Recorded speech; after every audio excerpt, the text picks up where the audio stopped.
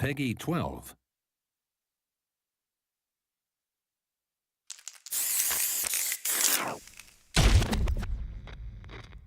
Time to work, time to work.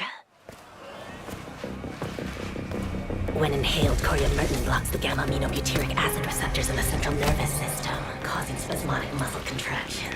Master, it's a work of art! It's perfect! What to do with you now? So, shall we put him out of his misery?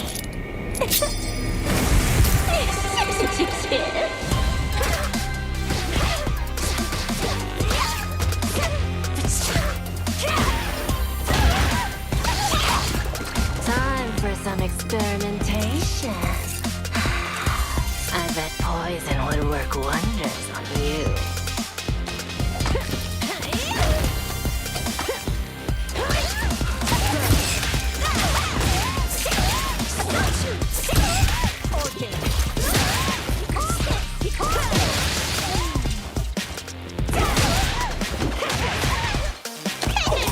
I wouldn't move if I were you.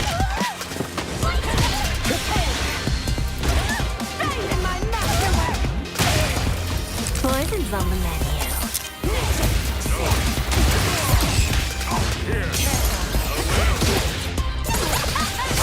I'm finished with you.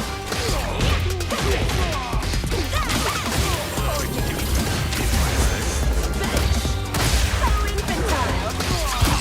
I have you. It's over.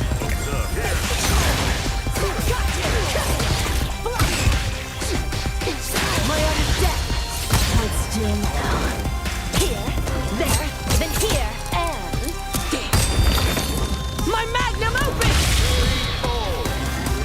Is my poison kicking in?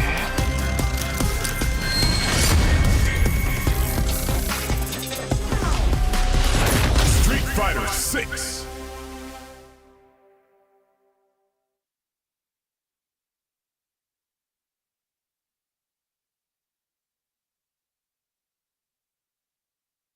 Here back with another episode of Sets here. I was actually admiring Aki, pretending I can probably play her again. But we are here for another episode here, Sets. I promised to bring you another episode next week, and it is that time. We changed the days. But yes, we picked two lovely people in the ring for a First 10 exhibition, as well as hear their opinions on Street Fighter 6, because again, people are opinionated, and I think we should hear the guests' opinion on the game and how they're finding it as well. I'm going to be your host once again tonight, Jammerz, and alongside me, our costumes coming out this Friday. Make sure you stay locked in. These costumes are coming out. But it's not going to be me in these costumes talking to each other. I've got two lovable hosts I need with me. We can talk about these costumes at some point in the show. However, I need my guys summoned. Where are Pain and Panic? Bring them to the show. There you go. Snap my fingers. And there you have it. At your service, Jammerz. Perfect. Ask and you shall receive. But firstly, Olvaha, talk to me. How are you feeling today? I'm feeling really good, and I'm really hyped for those costumes. And first and foremost, Geef's costume is the #1, as his wrestling is also #1. Damn, he's stomping his ground already. He just said, right, Zangief is the best? Like, yes. Okay. He's the greatest, and his costume is the greatest.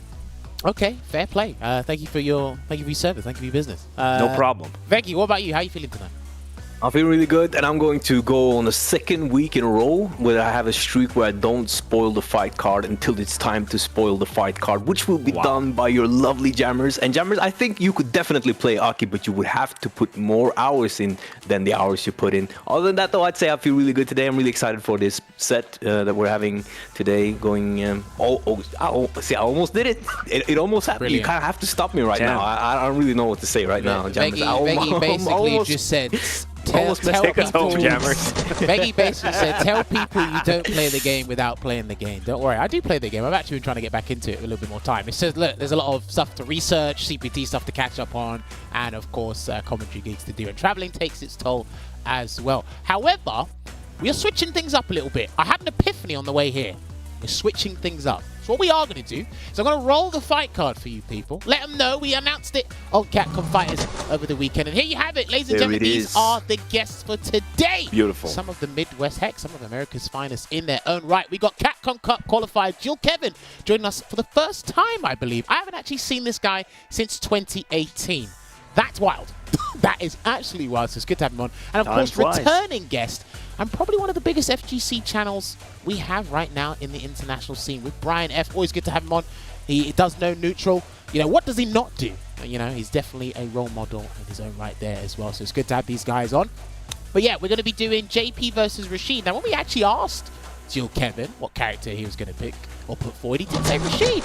And I thought he actually put Rashid down just to be committed to Luke. It's actually good to see that he hasn't put Rashid down. I believe he said earlier this week or maybe a couple of days ago on social media, he wants to bring up the Rashid and get ready for Capcom Cup. So I think that's respectable. You know what? Yeah.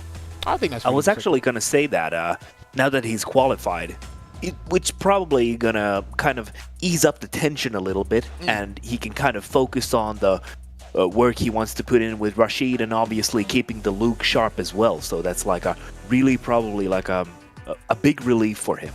Yeah, of course. And Veggey, what about you? I don't know if you see this matchup a lot at all, just in general. Actually, I've seen the only times I've seen the matchup Rashid and JP, or maybe not the only times, but the one that comes like fresh in my mind is the clips on Twitter with like the slide heavy kick to the level 3 to punish like a JP button. So I know that we definitely have things to look out for in the neutral game as well. But Rashid is not a character you see that often. You could get a lot of good Rashid action on the Singapore qualifier, and you could see it was a Singapore qualifier, right? Yeah, the offline premiere. Yeah. So, but since then, it's like the amount of Rashid you see is not. It's kind of sparse. Is that a good word for it? Yes. Yeah. Sparse. Yes. Let's go. And so getting to see it, and then I guess such a staple character at this point in JP, it's gonna be. I'm very interested in seeing how this matchup will evolve, because I can imagine Rashid can do quite well with a Sonar as strong as JP is at zoning. Rashid is kind of like Rushdown, but also has zoning. So I'm very interested in seeing.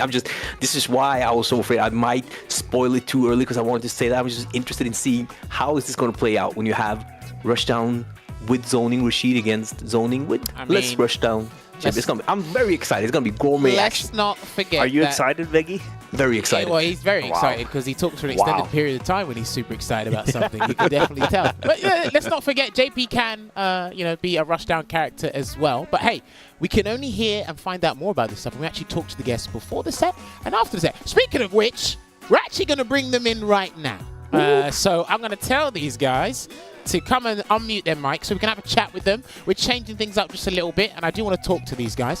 So that'll be fantastic, because what we do have is something, a nice long chat I want to have with these guys before we get into this. So let me find out. Have we got Brian F. and Jill Kevin? Can you guys hear me loud and clear? Yep. Hey, what's going on? Perfect. So, yes, Brian F., good to have you back on the show. Always a pleasure, because I know you are a busy man, so much appreciate that. Jill Kevin, the last time I saw you was 2018, I think it was. I think it was 2018. Yeah, it was. For those of you who don't know, just to give you a bit of context, to make, I think it was top 48 out of the pools, it was myself and Jill Kevin who had to make it out. And it was a coin flip. It was Rainbow Mika's grab versus Spinning Mixer. 3 guesses who won that scenario. Win-win. But no. I'm interested now. Who won that scenario? Jill Kevin did. I set up a guess, and he guessed right. And I was like, you can't get mad at that. You literally cannot get mad at that. Not. So, Sounds like Armika. Yeah, that was when I was still playing Armika back then. That was pretty good to see. But no, it's great that Jill Kevin is still actively playing. And congratulations on qualifying for the Cup, first and foremost. Oh, thank you so much. Yeah, big I know congrats. that's a very big deal. Congratulations. For anyone. But yes, this is the part where we get to talk to you guys and just unfold your opinions in regards to SF6 right now. But Veggey, I'm going to let you kick it off, because there's a question you used to ask, but we're going to rehash that question. I do want to hear people's opinions on it. So, Veggey, fire away, please. Yeah, so I used to ask when we have like these early episodes for Street Fighter 6 what the favorite mechanic of the players were in the new game, because there's a lot of new mechanics, but then it kind of fell off because we've had so much happening and we just started getting guests in again. But I want to bring it back, so I'd like to know from the two of you, and we can start with Brian F. Which of the new mechanics in Street Fighter 6 is your favorite, and why is that mechanic your favorite? That's a tough question. I don't think, it's all about the drive system in Street Fighter 6, so there's not one aspect of the drive system that sticks out to me as my clear favorite, but I just like the overall dynamic of managing the meter. So I guess maybe Burnout would be my favorite mechanic if that's the case, because that's the consequence for mismanaging your meter. The actual state of burnout, I don't know if that's my favorite.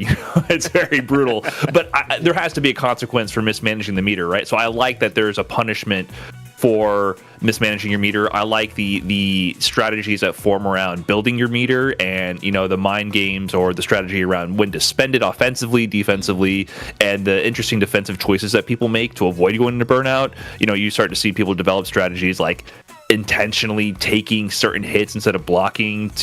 They'll trade like a meaty projectile. They'll eat the meaty projectile to trade a little bit of life so that they don't take that last bit of dry meter chip and go into burnout and let their dry meter regen start building up early. So I think we're starting to see a lot of interesting dynamic play develop around that. So yeah, I think just the dry meter system and the strategies around building it, spending it, and avoiding burnout, I think that's my favorite aspect. That's where you feel your brain is turning the most gears actively the entire time. So not any one individual mechanic of the drive system, but the meter itself is by far the most interesting part of Street Fighter 6 to me. Okay, now that's interesting. Just to piggyback off that before we move on to Jill Kevin's answer, when we had Ending Walker on a couple months ago, he said burnout should be more punishing. It doesn't feel severe enough. There should probably be like maybe a damage decrease. I think it's like 10% or something he mentioned. He mentioned something else as well. Do you think burnout should be more punishing, Brown, or do you think it's fine the way it is? With burnout, it's very punishing sometimes and inconsequential other times. So I think that's a difficult question to answer. I don't have an exact answer to that because sometimes it's brutal, like you get into pure checkmate situations and it's over right away, and then other times you're in burnout but you're on the other side of the screen and you're playing a strong neutral game still, and it doesn't nerf your neutral really unless there's like the worry of DI maybe, right? That's the one thing you can't poke as easily. So yeah, I can see Ending Walker's point where it feels like sometimes it's kind of pointless, but then other times you're checkmated. Like there's both extremes. So maybe it could be tweaked to be more consistently a nerf. But I still think it's very punishing. I would disagree that it's not punishing. But I can see his point where sometimes it feels almost inconsequential. Like there's still times where it feels worthwhile for players to put themselves into burnout for an offensive push, even when they don't secure the round from it. Right. I don't have an answer. I'm not a game designer. No, but I can see the arguments.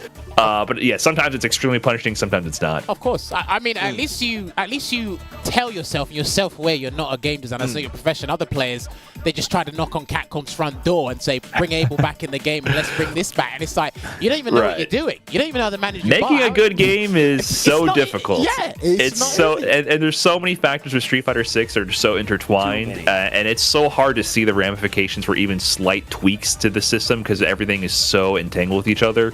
So for a lot of these answers, to me, I'm just along for the ride. Capcom, wherever you take me, I will see where you lead, right? Let's see where this goes. Sometimes it's best for, again, let them figure out where they want to take the game, and then you can formulate an opinion after that. I think some people are a bit too premature with their opinions and they think they can make a game overnight, and some of those people can't make it out of gold rank. I can't wait for them to make a game, which would be fun.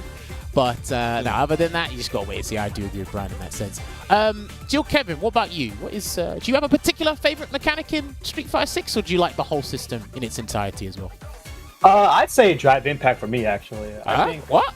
Yeah. I actually think it's funny. Actually, I think I don't really use a lot of the mechanics that much. I'm like, if you pay attention to my matches, I'm pretty much a slow player, right? Yep. Like I just turn around to just a one kind of style play. So I don't really use too much of the mechanics like other players do. But DI actually would be my favorite. I feel like it adds that extra layer of mental stack that Street Fighter is usually about. This game, Street Fighter 5, I didn't play Street Fighter 4, but I'm assuming it's the same way. And it's like a jump per se, right? Like it's like what, a 27 frame 26, move? 27, something like that? Yeah. Jumps are like around the 40 frame mark, so like a high startup move that could be very rewarding, but it could also be very punishable. So got that high risk, high reward to it, especially if you're cornered and you do it and you can't just block it, really. So I'd say that one, and Drivers is a close second to me, actually. Okay. Yeah, I used to be on the what everyone else was saying. You can't really check Jive Rush. There's too many variables. You get punished for trying to check it sometimes. But I just think the free form of it that adds to the game it adds its uniqueness, and I come from another game, I don't know if I can say it here, starts with an M, Oh, no, don't worry, I remember where you came from, don't worry. Yeah. very freeform game, right? Yeah, Very freeform. But like I feel like Drive Rush adds to that, not just in combos and neutral as well. And there's so much to it that without it, it wouldn't be as freely. Players wouldn't be able to express themselves as often without it. I feel. So I think it's those two specific mechanics. Okay. Drive Impact is my favorite. So kind of just to bounce off what you said there, do you think? Let me just throw this out there. Do you think they should remove the wall splat of Drive Impact on block in the corner? Do you think that should go, or is that fine how it is? I think it's fine. I never had really an issue with it. You've never lost a tournament match? No, yeah. No? I mean, it happens, right? Yeah, Not yet. that's people's argument, right? Like, yeah, you can't just block it, right? But again, it just adds that extra mental stack to it, that extra layer. I think it's okay. If you're paying attention and you do get that counter DI, your opponent's going to take a lot of damage and possible side switch depending on what character you play, right? So, yes, they are getting high reward for it, but they're getting that high risk to it as well. I think it's okay. Fair. Well, okay, I like that. That was a very company answer there. But I do actually have a suggestion on that wall splat though. The only thing I would say is meaty DI. It's very powerful because not only generally you have that full window to react to DI in neutral, but with meaty DI you also have to play around the reversal window. So sometimes what happens with meaty DI, people say, "Oh, I swear I DI'd that." You actually end up pressing the DI too early, so you press it before the reversal window, and it doesn't activate on wake up, and then you just eat the DI, and you get wall splatted and you die. So I think if they made DI another one of those hold bufferable moves, such as parry, where you could hold it on wake up and get it as a reversal, I think that would be the only tweak I would make. Because I agree with Kevin, I like DI, even though it pisses me off sometimes, like everybody else. That's part of the fun. Fighting games you're meant to get pissed off at. That's what. If you don't get pissed at a fighting game, you're not really like into it. I feel like you got to get angry sometimes. So DI is that mechanic for Street Fighter 6, so I like it. But yeah, if you could hold DI, I think that would help make meaty DI a little less obnoxious. So you won't have that moment where you're like, oh, I definitely pressed DI, but it didn't come out. That feels bad, right? You want to feel like the game is responding to your inputs. Okay. So that would be my one suggestion about I think DI. it just adds like another layer to the corner too. Like you got corner for a reason. You should be punished more for something like maybe a DI. Because if you get DI mid screen, who cares? It's not really of course, right? Yeah. So it's because it's the only thing in the corner. It's okay for you to block it mid screen, but again, that risk reward I think is it's pretty scaled properly, I feel. Yeah, okay. I respect players who do meaty DI. That's scary. Doing DI offensively, like if they do it to me, I'm like, I got it. Hats off to you, man. I'm a little too scared sometimes to use it offensively. I like that. Yeah. I'll await the day where Jill Kevin loses an important match to a DI in the corner. We'll all be waiting for that. I'm going to clip your face, and I'm going to send it back to you, and I'm going to send you this interview as well. And I'll be like, are you sure you don't want to change your mind? Don't want to change it at all? That would be me. I could be playing like that. But yes, I actually have one more question. Go for it. Yeah, sure. Before we go into this set, I wanted to ask both these players, like, what do they actually think about the matchup? We can start with Brian F. What do you think about Rashid versus JP? What is it, in your opinion? Do you have like certain things you're focusing on in the matchup? Yeah, I mean, this, like you guys mentioned earlier, it's not a super common matchup, but I feel Rashid's offense is pretty good against JP because he has he's a good rushdown character in general. And he has ways to mix in meaty projectiles, which is strong against JP because that nullifies amnesia, and ways to approach behind it, and good block string pressure to steal turns, which I think is some of the best ways to rush down JP because like basic meaty pressure is pretty weak to amnesia. So I think that's pretty good, and also level 2 is just amazing. Rashid's level 2, so like he'll find a way to force offensive situations against JP that other characters can't necessarily do that. But if you can keep him out, I think JP's zoning is pretty good against him. So if you can nullify his like drive rush cancels to get in from buttons and keep him at a distance, I do think the zoning is pretty good. So I'm thinking maybe 5-5, maybe slight JP favor. I'm not 100% certain about it because it's not a matchup I've explored that heavily, but that's kind of the general rundown. Good offense, but JP zoning is actually, I think, where he shines in this matchup. Cool. Jill Kevin, what about you? What's your perspective on it? Do you think it's even? Do you think it's slightly Rashid, or agree with Brian? So, like, I've been trying to learn more and more Rashid because, like, my main is Luke. Yes. And when Rashid came out, like some big tournament was coming up, so I had to focus on Luke, right?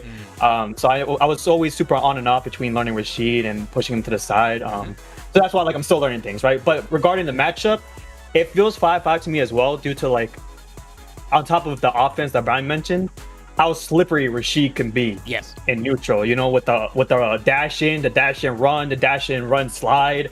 The jump he gets after he's running is actually it alters his momentum. So he actually can jump over crouch fierce from JP when he tries to anti-air.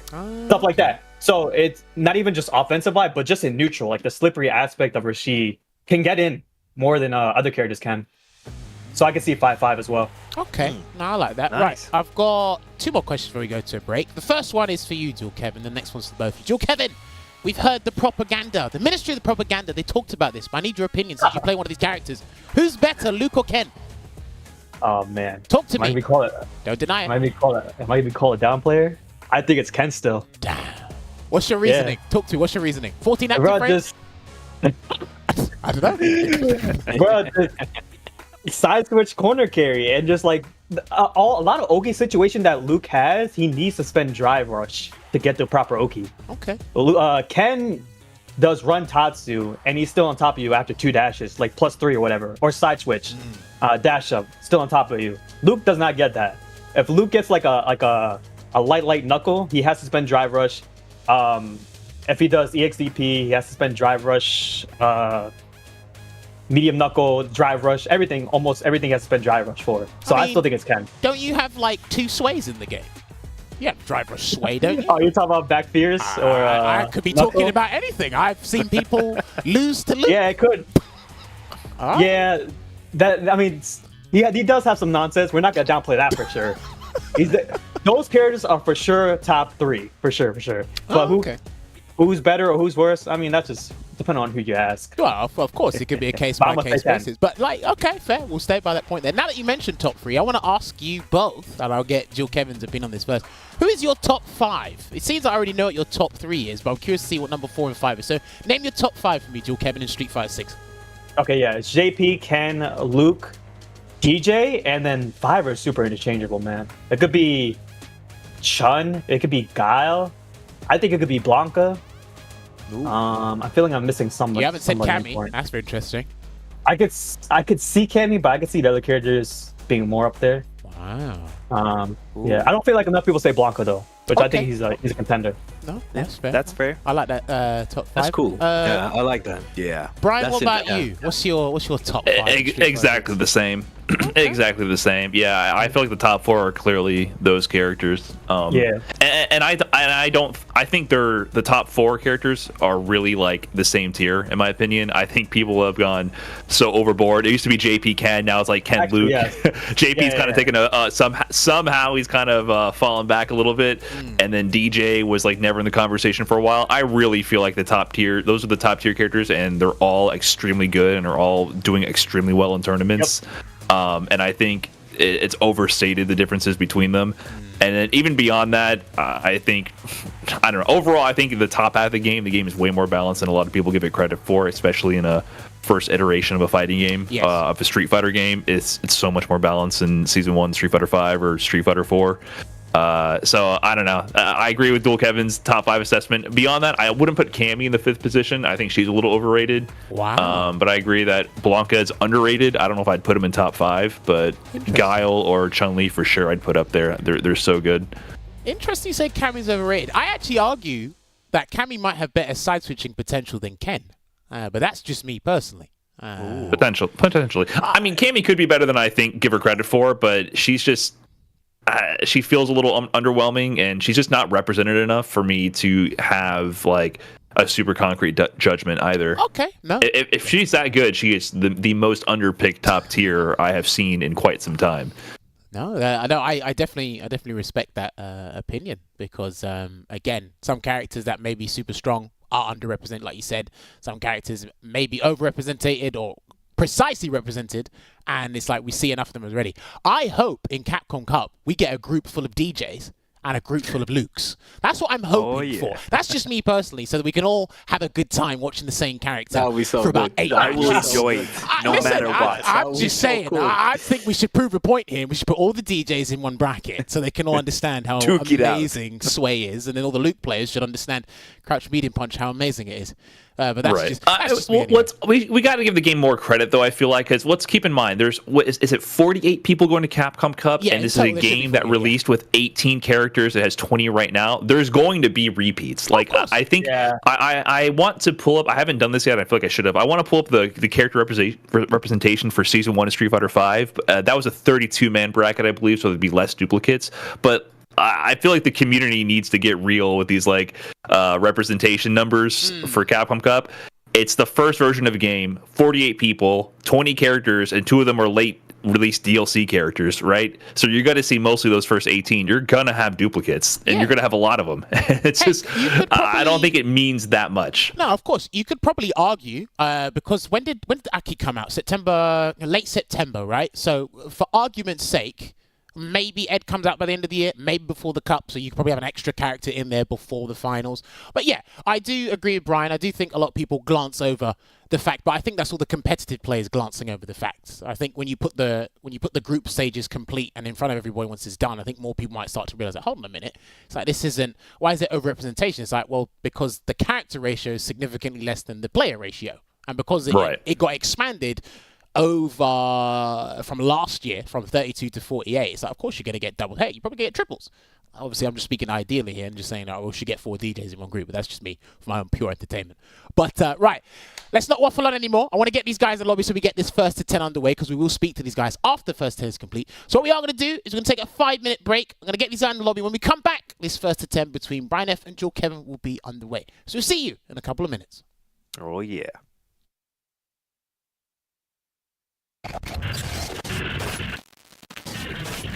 Showtime, baby! Right now, everyone's got a ticket for this Capcom Cup is getting a show.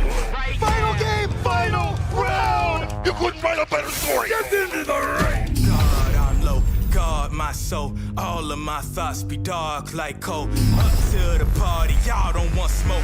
Energize the body, raise up the arm. Right now, I'll take on all of you! right now. I want it all right now. Straight on!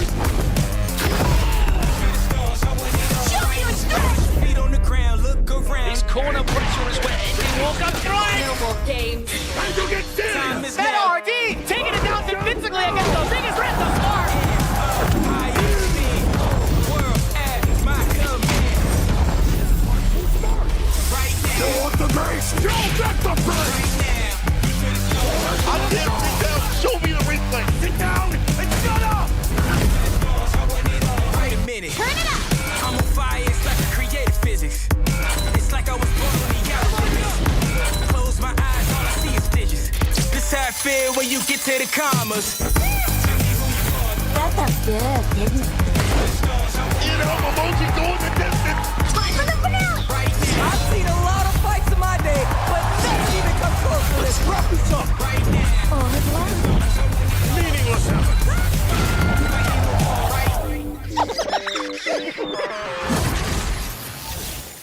It's all day.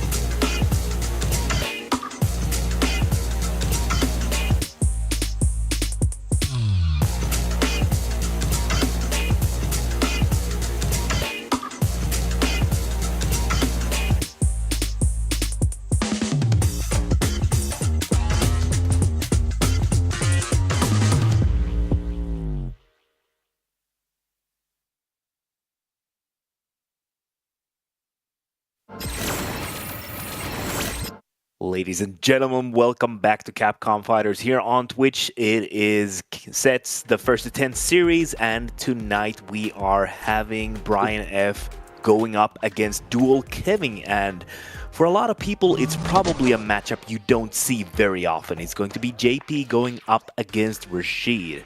And personally, I've been playing a lot of Rashid myself. So I'm very interested in how Dual Kevin is going to approach the neutral game against JP, because I feel like that is probably the pain point in this matchup. But just like Brian F and Dual Kevin did enlighten us a little bit earlier on the interview phase, they did say that once Rashid gets in, he probably has a lot of different options to kind of enforce the mix-ups on JP. Yeah, I'm interested in seeing like how the fireball pressure won't trigger amnesia, if I'm not mistaken, right? So if you can, like, if there is a way to utilize that, all these would be things that I'm kind of just thinking of my head now, so I'll get answers as the set progresses. But I think it was really cool to hear their opinions about like the mechanics as well, or universal mechanics, and seeing how they actually, the way they think about it, and that's going to be see if they apply that thinking way in the game. So just we're already getting started. I wonder where Jammerz is. Yeah. Will the turbulent winds bring him here? It may be. I mean, who knows, right? All right. There he is. Let's go.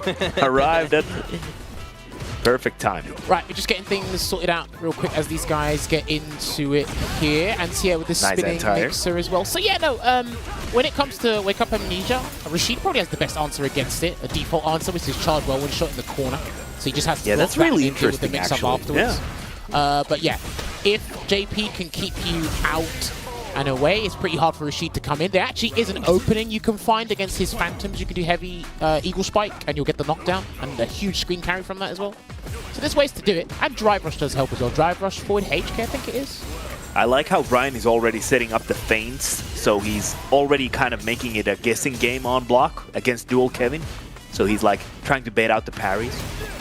Alright, done the EX well one shot. There's the Amnesia as well. He can cause a mix-up, but he backdashes instead to set up shop here. I like this choice from Brian because he's looking to try and burn out Dual Kevin here at the moment. Back to full screen. Back to the starting point. Jumps away. Yeah, starting point for one character. Look at these feints from Brian F. I kind of like this because you know you're going to get burnt out anyway, right? So why not try to go for it just in case Brian would commit to the option that costs a bit more. This is a good choice. He's going to be able to convert. Yeah, there you go. I thought he could have done light Eagle Spike and then got the heavy spin and mixer ender because he had the enhanced whirlwind there ready and waiting. But he's about to get his drive gauge back here. Anti-air, and he could try to stun Brian, but don't think it's worth it. And that's a good choice there. Yeah, no projectile invincibility on that move. That's so good. That's such a great option to start with when you go on the offense. It will also beat the Amnesia. The Amnesia, is that correct, Jammerz? Yeah, because it's a projectile. Yeah. So I do think Rashid's whirlwind shot game, the projectile, once you master it, it's actually pretty hard to circumvent because he can get a decent juggle with a Drive Rush HK if you try to jump over. Nice, yeah, the little bit of a reel back there on the fireball. Back throw. Now, I remember Brian said Rashid's level 2 is amazing, but I'd say JP's, I think it was Brian that said it, JP's level 2 is arguably one of the best as well. I don't know which one's better outside of Labushka or Yasar, so... The thing is that I don't know if there's like an absolute winner in that department, because you can put Blanca's level 2 super there up there as well. So there's like three very, very good supers. I'm just talking in regards to these two. Obviously, Lightning Beast is its own beast entirely because people complain about Lightning Beast mainly because of the plushie. It's a separate tool, but it's going to be a level 3 here. Now, is he going to set up Departure? Is he going to go and try and go for the kill? And he's going to set up Departure instead. Yeah, good choice. Yeah, gets that pressure going. Burnout guaranteed. Already burnt out. It's gonna be very hard to. He's maybe find like that one jump in or those. I mean, jump is not really on the table right now. Just great button control. Charge up the whirlwind shot. That was the light one. Yeah. Oh, he actually got so. Damn. Nice jump. I'm not sure if that was the delayed jump. That might have been an immediate jump there from Brian, but good choice there. And when he jumps kept anyway, that at Kane's length. Yeah, well, I mean, jump media punch is one of the best jumping attacks. It's an amazing jumping button. It's Falc's jump media punch all over again. Yeah. The range to control and both control neutral and get those air-to-airs going. Nice. Yeah. He's really good at baiting out those parries. Yeah. He's holding it down here until he finds an opening to get in there. Throws out the light whirlwind shot. Like I said, Drive Rush forward HK. +1 on block. And it is a way in for Rashid. One of the safer ways. He's going to chase him down with the Oki from the throw. He's got to deal with the throw loops. Now he's going to do something else instead. I really like that jump out. Just knows that that fireball is not something you could do like that. But Side here comes the swap. perfect parry though, and the side swap as Yeah, well. that's good. Spend the meter to get out of the corner. That's very, very good. For Clean punish Dual as well. Yeah.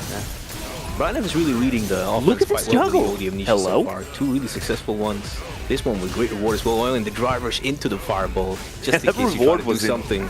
Yeah.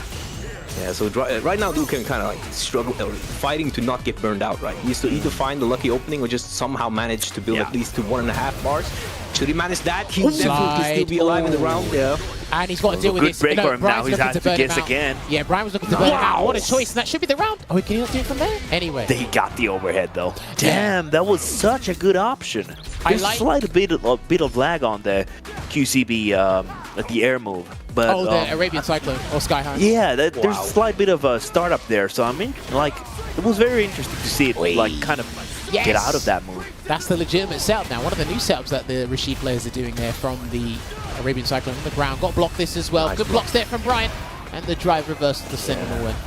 And that's so I good. said, that's what I was saying. Completely Yeah, that's one of the ways in. If you get too comfortable with the Phantoms, you just drive rush in. That's what I was saying before. That's some decent damage as well. Oh, he's dead? Bates the EX Amnesia. Yeah, that's Oh, definitely no, it, not right? quite. He did the Oh, wrong combo. they could just chip out now, but Brian with the level 1, what's it gonna be? Yeah, there you go. Just do Did he it. think he might have thought that he would build the bar for level 2 there to set up the set play and kind of get back into the game? Yeah, Seems like that was probably the just, bet. Yeah, just wasn't enough. Had to set up something else, and Dual Kevin just ready to punish. Joel Kevin is allowed to switch to Luke, but he did tell us that he's probably going to commit to Rashid the entire way, so he gets his Rashid a bit of a stronger level in preparation for the finals.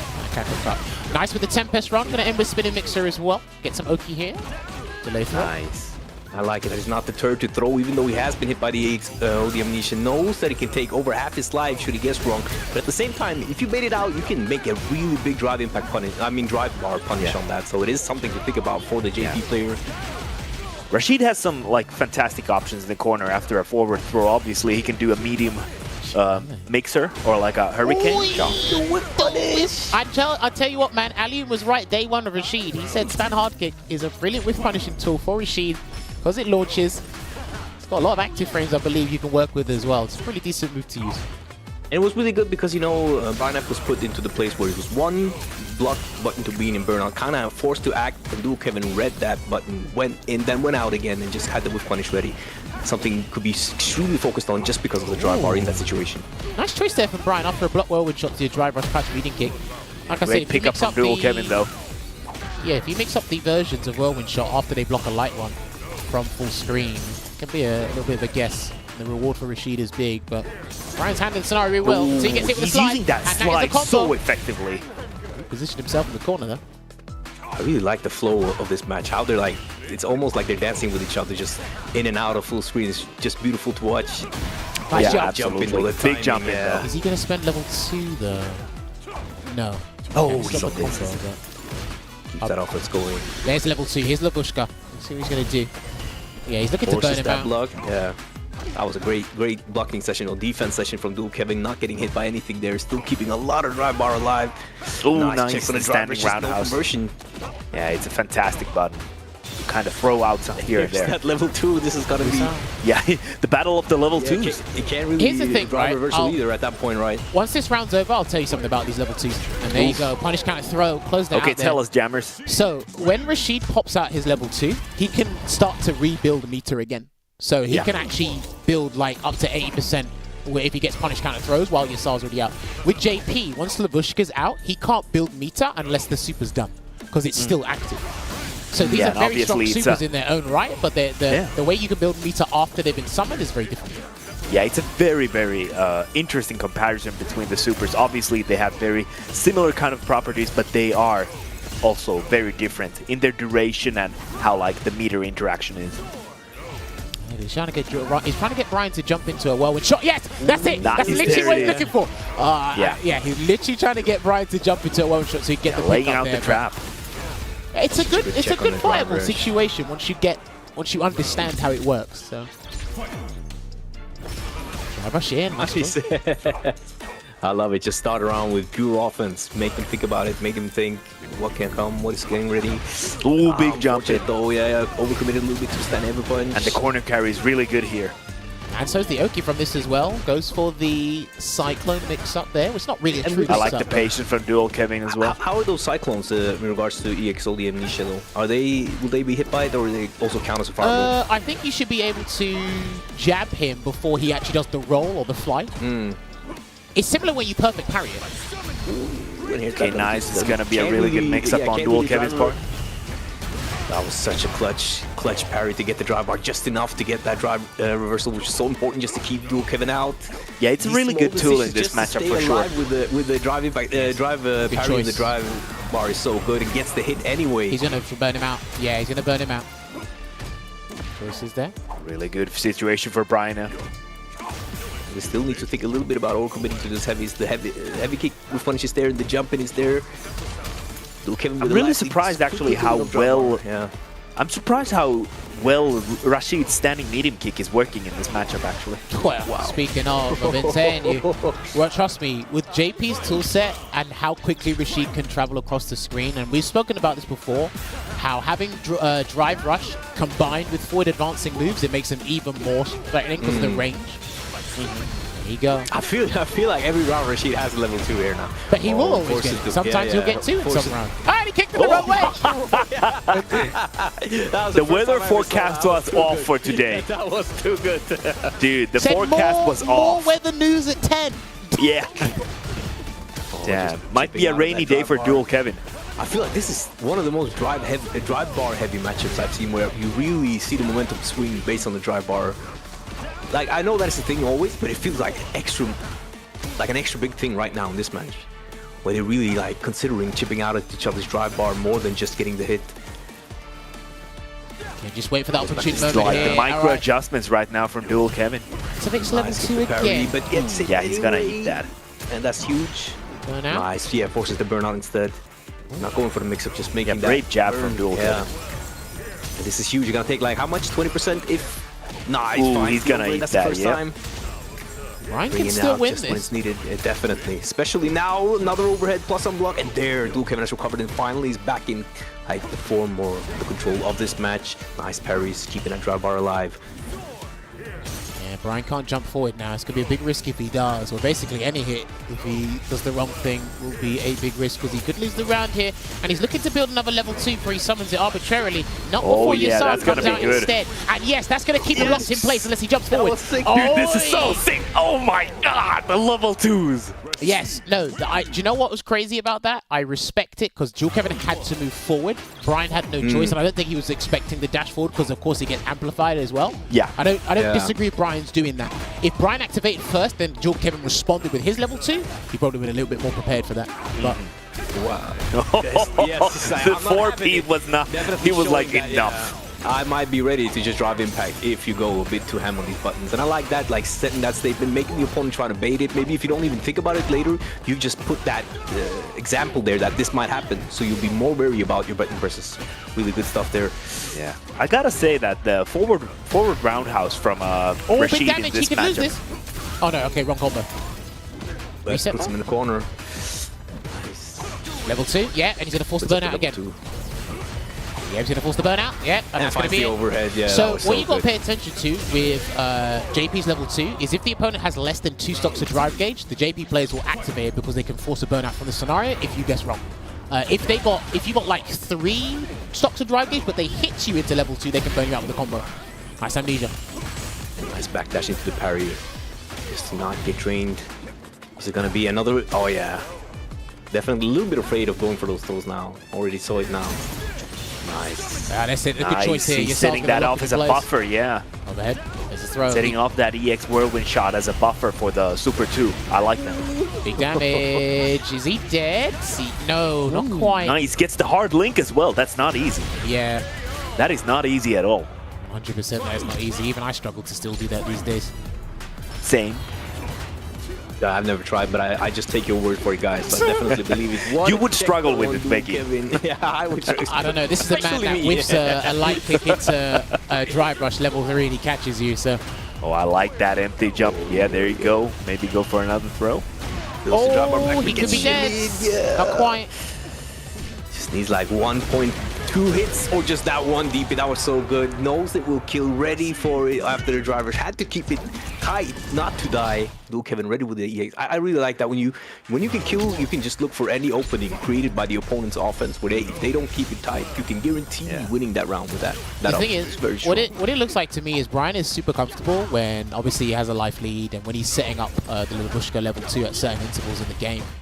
But I feel like sometimes there's not a safe position for JP against Rashid on screen because of the drive rush, because of the Eagle Swipe, which I haven't seen yet. And then he has to still deal with level 2. There you go, drive rush to forward HK. And again, it's an undeveloped matchup for Brian, so he's still learning as he goes along. Yeah, I think right now, like, the tailwind that Dual Kevin has kind of set up for himself is looking really good as he has a 3-game lead right now. Oh, Brian's, I wonder if that was intentional. It was like an anti-air attempt or something. Another one just in his face. Might have been not at my face, bro. Want to kind of sneak it in? Spinning mixer, not quite. Not the round just yet. Charges up, gets the grab, and he's going to build a level 2. Those dashes are really catching him off guard. Yeah. He could do round start level 2. He could run up, get a knockdown, then summon level 2. We'll see. He needs the space though. Nice usage of the EX spike there. Trying to set up the zoning, but we've seen it many times. The drivers from Rashid into the heavy kicks can't get too comfortable with the zoning. Nice check on the drivers as well. Big damage coming in here for Brian. Good damage. There we go. Looking good. Set up shop there with the departure. Ooh, nice overhead as well. Perfect timing on that. I like this. Wow. Brilliant choice there to replenish as much drive gauge as possible. He's not going to summon an EX departure though, because it'll burn him out. He's going to do something else instead. Yes. It's going to mix up. Block it out. Yeah, no jumping. No jumping. He might have to throw an EX Phantom when he sees that scenario with the fireball. He might have to throw an EX Phantom instead, but he's got to deal with this now. And he could lose if he gets his deal with a storm right now. No, that's not good. He's still, he's gonna be back. He's gonna be back in no time. Oh my God! I like how Dual Kevin. He's got to hold this. He's got to hold on to this. Oh no! A little bit of a breathing space for Brian here. Is it gonna slow down or is it just gonna go even? Oh my God! He just perfectly animated that run there. He perfectly spaced the run there. Oh my God! I think it's really cool to see how Dual Kevin is so good at finding these clutch hits. It feels like a real strength on his end. Like when he might be at a little disadvantage, should maybe lose a round in that burnout situation. They're just so good at finding the one option that the opponent's not looking for. Drive rush it with the overhead, and he's going to put him right in the corner again. He's got to deal with this, and EX Amnesia can only help you for oh so long. Speak of the devil. Kevin is so good at just keeping the offensive momentum piling on. He really is. And very good at not getting too drained on drive gauge with his... Yeah, he's great at managing that. Yeah, absolutely. It feels like he's very ready with the deeps as well, something you need to kind of keep your drive. Everything landed there. Tight. Oh, fights it! Was that the throw? And there we go. Fireball. Nice. Yeah, at that point it's gonna be very hard. Yeah. Any low will do at that point. Any move into the spinning mixer is gonna put you in. It's just kind of like a very bad situation, right? So. It's just trying to control Rashid and Dual Kevin's way of playing Rashid, as well as he's got to be more cognizant of the EX spinning mixer sometimes, and I think he's not quite aware of when the EX Cyclone comes out. Sorry, not EX Cyclone, EX Whirlwind Shot, because obviously the projectile priority system, it beats a regular Phantom. So nice. I like the walk back from Dual Kevin there.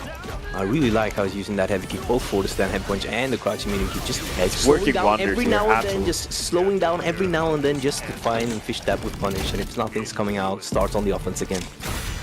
Gonna go for a departure here? Yeah, there you go. Yeah, you can tell when the departure's coming out with how much meter they have, and this is not going to do it, but you can chip him out. It's going to be a checkmate situation, yeah. That was such a good pickup with the drivers from Brian F there. Really aware, knowing the options, ready to do it, sees it coming, gets it done. Yeah, and like he's also like very aware that he's going to go in burnout, but he's in a checkmate situation, so it doesn't really matter at that point. And you have to remember as well, Rashid doesn't really utilize his supers, especially against a character like JP. He only needs super R2. Yeah. And then he's going to get a punish. That's the only super we've seen. He's got to burn him out. He has to put him in burnout. The combo might be too long. I think the combo's too long. The combo's too long. Nice. He's using the low one to drain a little bit more. Yeah. And Brian F baiting the DP. No DP or level 1 coming, but he gets that shimmy from the failed throw. Ooh, the clutch parry from Dual Kevin. That was so tight. Brian Efto still in a very good spot. Does not want to deal too much with the level 2, I guess. Want to stay close, try to maybe punish the startup. Nice, nice crouching Gutsy, forward. Good crouching, crouching me. Yeah. They're so gutsy, so good. And soon recover from the drive bar. Definitely ready to take this round. He held his Nice ground drive really reversal. well. Yeah, almost. Oh boy. No, he missed it. He wanted to get the jab into the swipe. No. I think that was an accidental standing jab, to be honest. No, you do 3 jabs into a swipe. That's why He double burns jab himself came out. out right now. This might be dangerous. The guy has level 1 to fight if he gets to the corner. Well, he can't summon level 2 arbitrarily because the stalagmites will counter it and he'll win. Yeah. Just trying to get that drive bar back. I mean, trying to get that Not final over- hit yeah. in Street Fighter 6 is Yeah. worse than SF5. Oh, Here no. comes the storm. Almost recovered though. Hold it, he's got to hold it, He's mate. the storm that is approaching. Oh no! that It's was gonna do so much damage! Oh no, it's gonna do so much damage and he can't do a shimmy! Oh my god, what's going on? No Nice. life! Oh, the timer's running. Just in case, the EXDP after the minus or whatever you want to do after the minus, just the patience of blocking, making sure that you do not throw this round away. That was beautiful defensive sequence from Hey Ryan. man, he persevered. He showed tenacity. He said, I want that game. Give it to me. Nice drive reversal. He to kick weathered the things storm. off. Yeah, and he's Basically. using drive look, reversal man. now as well. It's hard to weather That was storms these days. that was a much needed break for Brian. There you go. You know, I like just every now and then jumping over sheet because you know you might just beat the anti-air on the startup or something like that will happen, right? It whiffs or something. So just keep throwing it out, making them comfortable, make them force them to think about it. I mean, Oh, yes, he knows the conversion. You're sick. I love it. He knows and the also conversion. just tagging in on that jumping, like JP has a really great jumping, so I feel like he could challenge that anti-air for sure. Yeah. I mean, he's just So got, that he's there was just no got parry, ready to fantastic. press the button in the air. He's got fantastic aerial buttons anyway. That's gonna Yeah. be the round for Brian F here. Seen it, yeah, Boom. seen it. Seen it too many times. So ready this time. Almost instant crouching medium punch into the conversion for the round. This is kind of a new Perfect wind parry. blowing from Brian's back right now. That's what I love about those first attempts. You can start off not too great, and then you just slowly but surely find these options to come back. Wow, what a gutsy release of the drive rush into the throw. Brian F managed to walk out of it. Listen, if there's any character I have faith in to bring themselves back in the set, it's JP. He's got every tool, plus unnecessary ones. Yeah, this Plus man can do add-ons, anything. Plus perks, you know? Plus Yeah. extra. Yeah. He's the most interesting man in the world. Well, you say that. All right, Nice. Bushka again. Is he going to hold parry? Yes, he will. Nice escape there. from Nice Dual jump Kevin. over. Yeah. So slippery. Oh, good block. Just in Nice. time. He That could have almost- DI'd yeah, that that back, almost but I looked don't like think he it, wanted to yeah. risk it. No, he don't want to risk it. All right, here comes Hurricane Rashid. Uh-oh. Has to weather the storm once again. The spike, and that was so nice. Actually just committed to holding the parry even though I the respect tornado that. wasn't there. It's like, Oh, you're gonna no. try Oh, to dear. do something about it, Oh, and he dear. did. Oh, What a no. good call Don't out. amnesia. Don't amnesia. Oh, No, it's too obvious. Oh, man. It gets tense, man. It really gets to you there when you want to do amnesia, when you can't do it. Sometimes, Slight yeah. mistake. You But at the just same want to time, do it. I personally think that nothing is too obvious, because if it's too obvious, you shouldn't do it, and therefore I the opponent mean, shouldn't think about it. Nice challenge from I Brian. also need to think about that. Oh, nice. That's a So much needed good. perfect parry. So good to evade the entire level 2. He still got out of the corner. Nah, I like the answer. I don't think that's the answer Brian wanted, but I like the answer nevertheless. Yeah. Definitely running off that. Yeah. All right, here we go. Good damage Getting coming that in for big Brian. Did he set up shop conversion, again? Getting at least one portal out. Has enough Now you bar gotta to observe for a moment. spend for the EX portal, yes. Dual Kevin still half a bar from that level 2. Nice usage yeah. of the spike. Stopping the Dropping offense. that start Not up letting them there. come too close, but already in. I think Brian slightly changed his rhythm as the zoning game in the neutral, as well as he's got more resources to work with and the health bar to work with as well. Is a throw. Definitely seems so. Dual Kevin has been Oh, that's legit. struggling a little bit Brian more to definitely get doesn't in. want to do the amnesia again. That was Oh, legit. nice, perfect parry. Right, are we going to see the scenario again? I wonder. Gets the portal up. Is he going to do Yasar first? He's going to blink. It's a showdown at high noon. I wonder who's level 2 is coming out first. Is it gonna manage? I to feel like get he's into gonna do the burnout? EX shot first. We'll see. Is it Phantom? He has to kind of do a buffer here. Oh, he's not gonna do anything. He's gonna get tagged by that. I just want to commend how Dual Kevin stayed alive on the drive bar of the end of that round. Just always keeping it just above. Oh, nice. Oh yeah, the autocorrect not working properly there for Dual. I love that Brian's finding his stride slowly but surely, which is really good to see. And again, Dual Kevin still got a 2-game buffer here, and I think we're going to see his Rashid elevate himself to another level. Speak of the Devil gets in. He's going to convert to the Eagle Spike and charge up. There you go. Yes, that will be delayed throw tech. If you do a delayed throw tech, the Eagle Spike will catch you. And how is it on block after the power up? Nice. No, he goes full screen, so you can't punish him. Oh, Brian trying to parry there. Dude, this round is all Dual Kevin, baby. You know, I like the parry attempts after you've like shown amnesia. You know the opponent kind of doesn't want to throw, so if you get the right read, you can maybe get the perfect parry, the back throw, and start setting up shop again. Kind of like showing the amnesia, and then the parry itself might feel less risky. But Dual Kevin just ready for it. There we go. Here we go, sets up the departure, runs in and does the slide there. I can't remember what the frame advantage on hit on that was, but you that seldom slide see has that probably made. had a 100% accuracy in this set. The perfect parry, big damage, and he's going to burn him out. Yes, this is a perfect choice because like he will this. burn him out. And he's going to put him in the corner in the process as well. Double DI, doesn't even need the double DI. You can stun him if he wants to, but it means he's got a... No, that's a combo. But he got the combo instead, That's fine. And I like... Oh yeah, this is very good right now. Does have the level 3 to counter something though. Tries to clean. take the turn back. Brian, I'm just ready. You'll never see Rashid's level 3 unless it's to win. Like, you're never going to see it unless it's to win. Yeah, because you can do it with level 1 anyway, right? Yeah. Yeah. And level 2 is too Nice powerful. check on the dry brush. Brian really feeling the flow right now, but... He's in there. Yeah. Charge up here, there you go. Yes, that's what he wanted. Arabian Cyclone. He's so good at mixing up those options at the wake up right, and also now you'll like see his level 3. Yeah. There you go. Yeah. See? Beautiful. You're never going to see it unless it's going to win. It's almost like they're just like, oh yeah, let's show them this. I heard what the commentator was saying. Let me show them when you use the level 3. It's only for the kill. Here you go, Jammerz. This is for you. Well, here's the thing, right? Because this is what's crazy. Dual Kevin. And I know Phenom has said something about this as well. I do agree with him because I was thinking about this months ago. Like, some of these level 2s, they're eligible to be level 3s. They really are. But it defeats the aesthetic point of Street Fighter 6. The level 3s are supposed to be cinematics. Those level 2s are not cinematic. Yeah. Oh, man.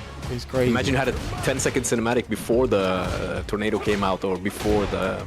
It'd be pretty cool. I think there'd be a way to do it. That would be really cool. Yeah. Yeah, but it's pretty safe to say that like this super definitely makes Rashid what he is in this game. Gets the full conversion to like Eagle Spike, chases him down, gets the shimmy, and that will be the round. And that shimmy looked really great because he was using the driver just released the movement to kind of slide in and then started walking back. Yeah, just like you said, Veggey, earlier, it's like a dance, for sure. Yeah, it really is. It's so elegant with it. Charge up. No, he's going to go for the Oki instead from the dash up crouching short, and then Amnesia again, and that's going to play it safe. He's going to do double Tornabog. No, he's not. He's going to save the buck. Yeah, I like this as well. And sometimes you can actually force Dual Kevin to splurge a parry or drive gauge on parry for parrying nothing, essentially, to make it easier for you in the long term. Nice throw tech there. Go. He's trying to burn him out, and we nearly got him. Yes, we do. But he's still got level 2 to work with from full screen, so that's still an option. That's fake. I'm pretty sure one of those is fake. Some of the Arabian Cyclone frame traps Rashid does is not legit, so... Oh, he tried to catch Pretty much only the heavy version allows you for the wrong plus frames. version. Oh, that's unfortunate. That was really unfortunate there for Brian. He did the wrong version. What a check though! And gets to level 2. This is so big. Can get it going. It's actually still alive. Definitely still alive. Needs to get something going though from this mix. It's gonna be hard, but it's definitely doable. Yeah, he's got to throw it. Tries to find the shimmy. Oh, nice. Yeah, just do it. Yeah. That was such a good pickup as well with the level 2 and getting the hit and then setting it up and then going for the shimmy. It's like a true guess. Try to guess for the throw. Drive reversal again. He had to do that nice and early as well to not deal with the mix-up afterwards or get his drive reversal blocked, because Rashid actually gets a pretty beefy punish against block drive reversal. So. There you go, back to the full screeners there. Now, sometimes you'll see Dual Kevin with the drive gear disadvantage, but he's never really truly out of it. With the air current and the whirlwind enhancement.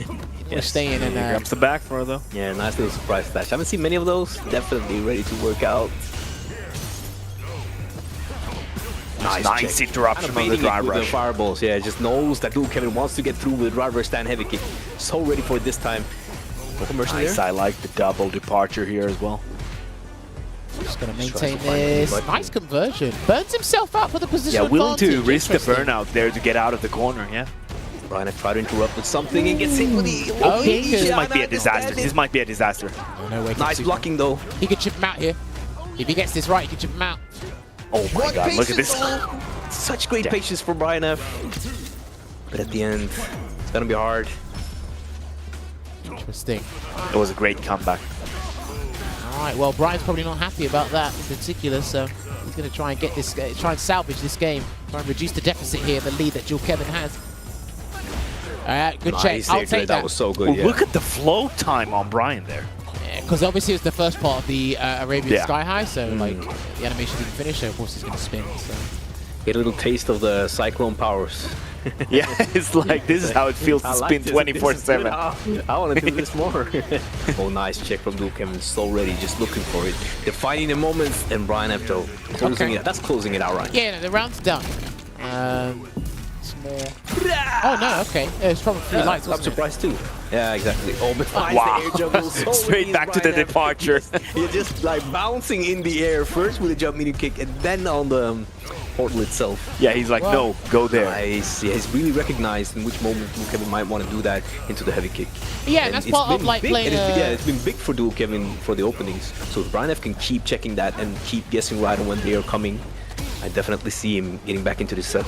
But it's just part of the zoning game, right? You have to know when to stop, when people are most likely Yeah. to stop in general, Exactly, and then you have yeah. to find out where specific players like to change up their pattern and really take the risk to try and disrupt your zoning game or control game. So looks like Brian F has become much more comfortable in that regard here in this set. Still hasn't got any super meter to work with though. Gonna get the Nice. conversion. Yeah, that was great Yeah, that spacing was for good. Brian. Yeah, I really like it. Seeing he's become so good at working around the driver heavy kick right now. It's just such a big change. Both on Yeah, he's stopping probably- just getting out of the yeah, range to punish it. Do you know what else This he's is worked around definitely really Brian's well round, as well? It's his EX whirlwind shot. Like he's Yeah. worked around that, and he sets up departure right before Jewel Kevin wants to kind of summon it. So if he tries to use it to use the projectile priority system, it already counters and stops him running in his track. So now the way Brian is slowly but surely adapting and changing up when he uses certain tools like departure and the tree glides has actually been excellent stuff. Good stuff here. Oh, nice. Little Together. buffle with the stand medium kick. Gets the full conversion, sets up shop. Stay for a little while. Nice. Set up shop like those street shops there. Maybe. Yes. Maybe they had a Black Come Friday. buy my wares. Hey, look, Browse maybe, my maybe, wares. maybe they had Black Friday, Cyber Monday deals. Who knows? JP has to the jump best out, deals yeah. for himself. Oh, I mean, hey, you don't have to pay a penny. Nice conversion into the Eagle Spike. Pushes him away. He needs a little bit more space there, Brian, to work with. Pushes He's about him to get away put into for how burnout. long? There So you close go. to burnout there. The burnout is has level 1 though. Can't stop it. If the drive ever comes, oh, such a There you surprise go. moment because you know just after you block something, it kind of feels harder to see those things come out. Like, Of course. let's say you just block the fireball. It's No, such a do you know what it swing is, of momentum. right? There's something about the movement. I tell you what, Veggey, you might notice when you're playing as well. Do you know there's an ideal situation to DI that a lot of people don't see? So throw tech distance, when you get a knockdown from a CA, the range that's left between certain characters is perfect for DI. And people just don't see it coming. And you know the one when you just recover from burnout? Yes. And then you do your driving back? That one is the best. Ooh, Nice nice. side I swap. like the side switch from Dual Kevin. Showing the damage there. potential of Rashid there on the side switches department.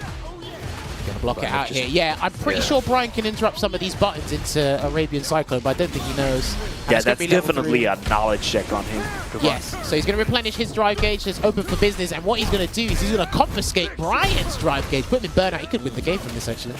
He definitely can. And there is the Oh drive my impact. God. Just why not swing it? Has another round. Should he lose, he would have drained Brian F's meter for that round. Would be a good position.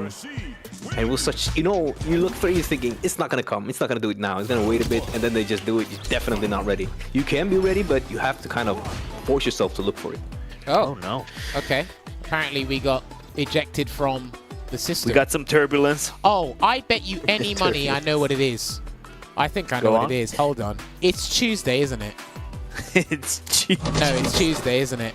Hang on. It is Tuesday. Some turbulence It's on a Tuesday. Thursday. No, Tuesday. it could be, yeah, it's... Check it. Yeah. It's No Steam. way. I think Is it's it the Steam. Steam? Dude. Yeah. Alright, it's Steam. It's Steam. Don't worry. My It's got goodness. nothing to do with the game. It's nothing on our end. It's Tuesday. Steam. Literally, I just remembered because I do ICFC with Street Fighter 6. We do try to avoid this problem, but I totally forgot because of the timings that you can have that Steam maintenance. Now I literally have to rewind. Was that the start of a new game? That was the start of a new game, wasn't it? Yeah, that one. Was it not one round in? Hang on. Let me. That was a certified Tuesday moment. Let me find out here. So we try to avoid this. The maintenance won't happen for too long. I just need to. Yeah, it's always surprising. You think like, oh well, what am I gonna do now? And then 15 minutes later, it's like, oh yeah, I can play more. Let's go. It's like, where were we? Where were we? It tends to happen. Where were we? Yeah. All right, let me see. We just need to wait momentarily. I just need to find out. It Right, it was a new game. Yeah. Right, yeah, okay. It was a new game and it's 8-4 to Dual Kevin. Okay, just so I know. 8-4. 8-4 to Dual Kevin. We got the archives. Yeah, no, I've literally just looked to them right now. So I'm trying to... Damn, he's so good. It's too good that it's on Tuesday, though. What do you mean? Isn't it, Jammerz? Tuesday. I mean, what, is everyone just taking the mick out how say Tuesday? Is that how it is? No, just think of how many things on Tuesday. No, can You we have call the it Tuesday Turbulent meme, Tuesday? And then you have the bison thing. Yeah. Like, it was Tuesday. Yeah, I know. Yeah. There's many things on Tuesday. Yeah, I know. Now I we know. have Steam maintenance. The day Steam decided to have a maintenance was the best day of your life, but for me was See, Tuesday. Exactly. Olvaha, I can say anything and you know. You just know.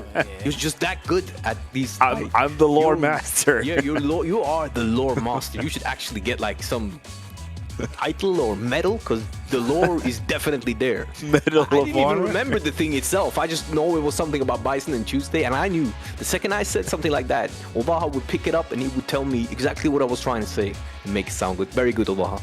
Always. Sorry. Always ready. English is my first language, so I don't quite... Not the same wavelength as you guys, you know? That goes. Yeah. All right, so... No, honestly, the set's been... Might be an ESL thing. Maybe it might be an ESL thing, might not be. But yeah, no, honestly, we are waiting for Steam to come back up and then we're going to get these guys back into the set as soon as possible. But again, guys, what? Can I ask you guys, are you feeling the turbulence? Because I surely am. I don't get it. Was that your dad joke? Was that your dad joke? I don't really know. I just wanted you to answer. No. Damn, is it too much to get an answer around? Yeah, well, Veggey hasn't answered you, so. Veggey, please. What's turbulence? It's like, you know. You don't know what turbulence is. Veggey, Yeah. how long? Right. Okay, No, no, I let said me. it was, no, I know what turbulence is. Okay, so I said what- it was turbulence. I thought you said I don't know what turbulence is. That's what I thought. Yeah, I know what I heard turbulence that is. I was too. Nice literally save, about Veggey. to- yeah, exactly. Nice He saved save, Veggey. himself real quick. It's like when you drive a car and you press the turbo button, right? Yeah, just like that. Just like that, Veggey. Is that what you think it is? Okay. You're a great guy, you know Right. that. Can someone in it's the airplane production thing. Oh, room I get go it and because check? of Rashid, the turbulent wind. Whatever. I was Yeah, thinking maybe. I was thinking about Rashid's airplane stage for Street Fighter 5. I am literally surrounded I wasn't by... even thinking about that. No, I'm literally surrounded by dads. It's ridiculous. Anyway, We're someone- having a good time regardless. can You someone know you- oh, in... sorry. Hang on, you two. Jesus, like Christ. Can someone in the production room go on a Steam profile and see if you can see I the can check. friends of the online? Just quickly. I just need someone to check that. That's all we need to do right now because this shouldn't necessarily take long. Matches already No, happened. it's like No, we're 15 actually minutes, still yeah. in the middle of matches. It's just that there's a Steam maintenance every Tuesday and it happens around this time. It's around 11, 15, something like that in the UK. I imagine it's 6 hours behind or something like that. It depends in... Okay, no, that's fine. Right. Apparently it's still Yeah, down. it's still offline. I just checked right now. So no, so I was thinking, about because I know the Rashid about the turbulence wings, but I wasn't thinking about turbulence like that. I was thinking about honestly when you said that with turbulence, I was thinking directly Street Fighter 5. You know the stage in Street Fighter 5 where when you were on the plane? Where I And got was the like, motion oh, sickness? so Yeah, that's- I yes. remember that. Yeah, so was because I thinking, got okay, motion it's sickness. that. And then it wasn't until I said, oh yeah, Rashid, and then repeated his quote, which is the turbulent wind, that I actually understood what you said. You know what? Sometimes, can't be quick on everything. You know what I mean? You know what's the best way to feel old? No. It's when you're playing on a motion stage like that, and then you're I'm feeling my tummy is aching. It's like, if nothing else, that makes you feel old. I thought it was just some people would get that and others wouldn't. No, But no, maybe it is an age thing, yeah. might be. Yeah. Might not necessarily be for everyone. Yeah. So there's some people. I wonder. Do you know what? I wonder if this could affect the outcome of the last matches. If you have time to think, this is one of those situations where you would want to talk about how this could affect the mentality of the players. Now you're not really playing for the grand prize of like Capcom Cup or anything, but you still want to win, right? For as you're playing kind of like for the glory or whatever. Well, to me, yeah. Well, to me, Brian F is like one of those 400 IQ guys, so I'm sure he's already come up with some kind of a master plan to mount the comeback. But I'm seeing some people actually saying in the chat that who won, so it's still not decided yet. It was 8-2 when... No, sorry, 8... What was it again? Jammerz? It was 8-4. 8-4. 8-4 just started a new game. And Right. Yeah, we had seen a lot of like adaptation, especially on Brian's side. So it's becoming a really tight set. So I'm wondering if we could, sometimes we've had those sets that's been 8-4 or similar, and then we end up on the 9-9 last round. I don't think we've had that yet in Street Fighter 6, and I would really like us to get one of those games going sooner than later. So today will be a perfect day for that. I'm just gonna check as well. Sometimes you have to exit Steam. Yeah, you have to do that because sometimes it kind of leaves you hanging like that. Yeah. Yeah. I'm not talking about experience, by the way.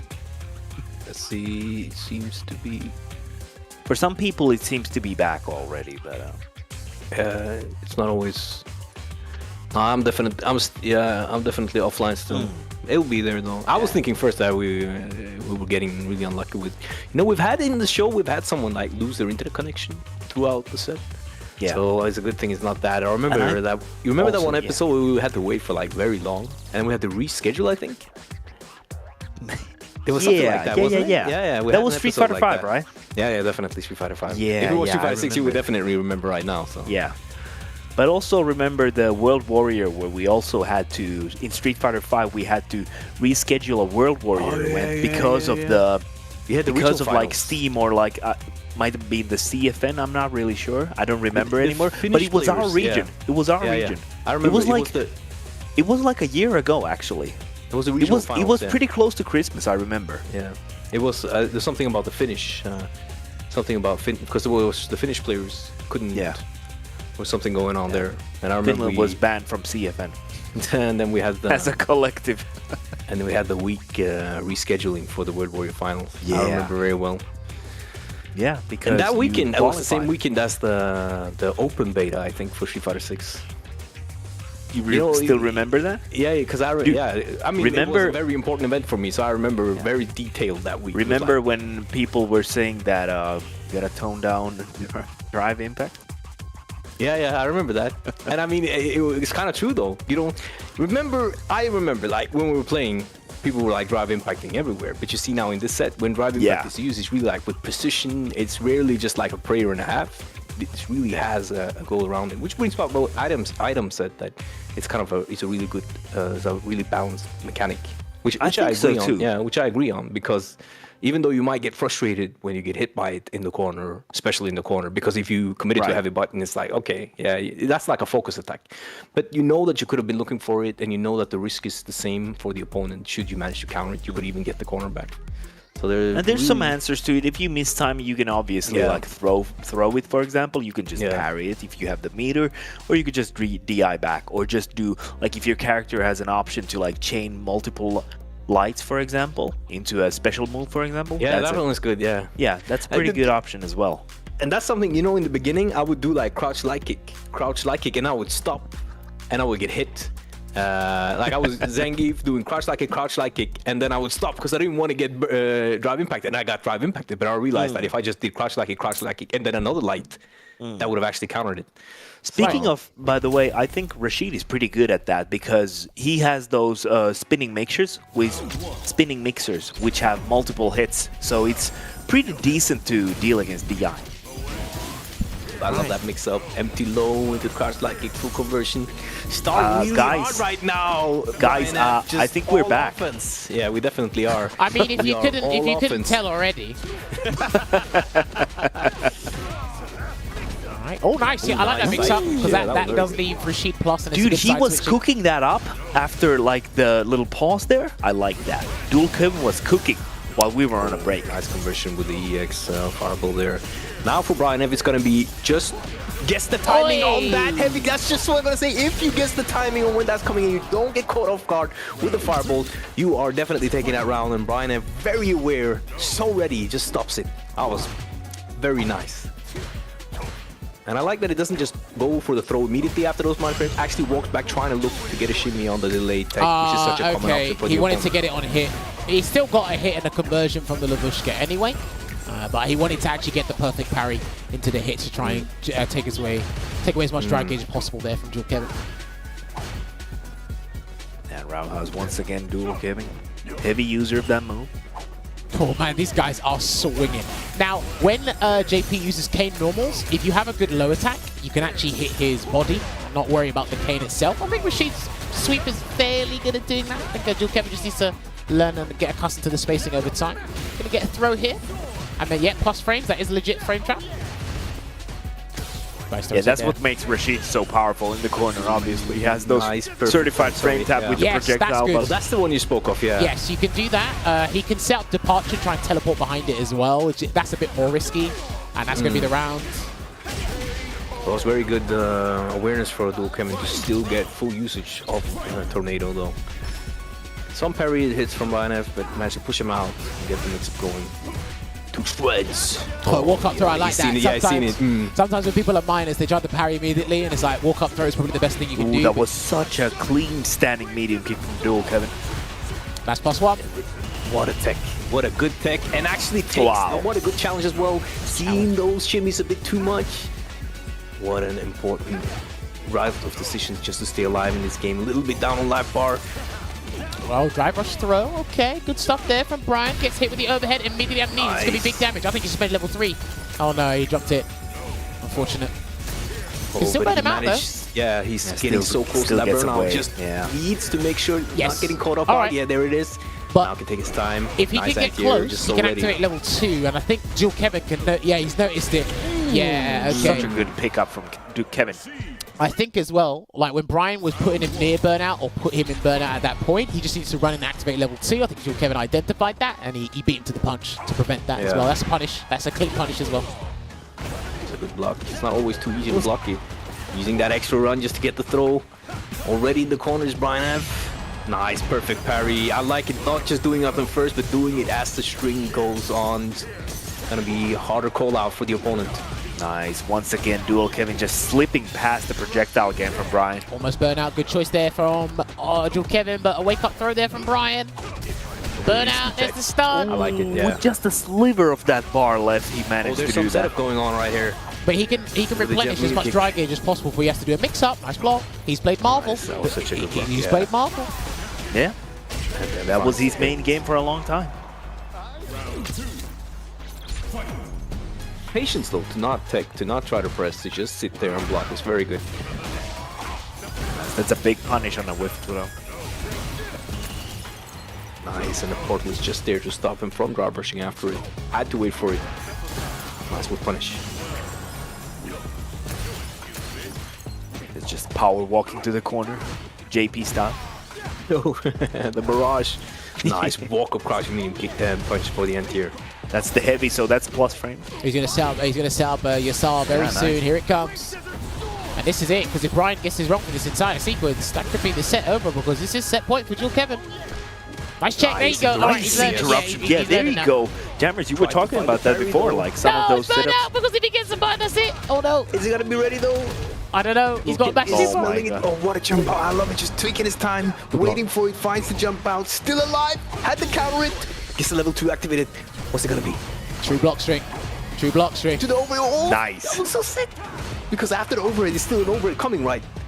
Basically. Right, like that micro adjustment for Brian. That is legitimate throw. What's it gonna be? And that's plus. That would have been plus on block if he dealt with it, or if he blocked it, but he didn't want to deal with it there. Brian F hanging on by a thread here, mate. Still set point here for Dual Kevin. That is a whack anti-air. I'm sorry. I was gonna say I'm sorry. Is, like, I have not seen Have you not seen the timeline with Gachika? Nothing works with this man. And this character's super reliant on the heavy spinning mixer. Oh, don't worry. They knew what they were doing from SF5.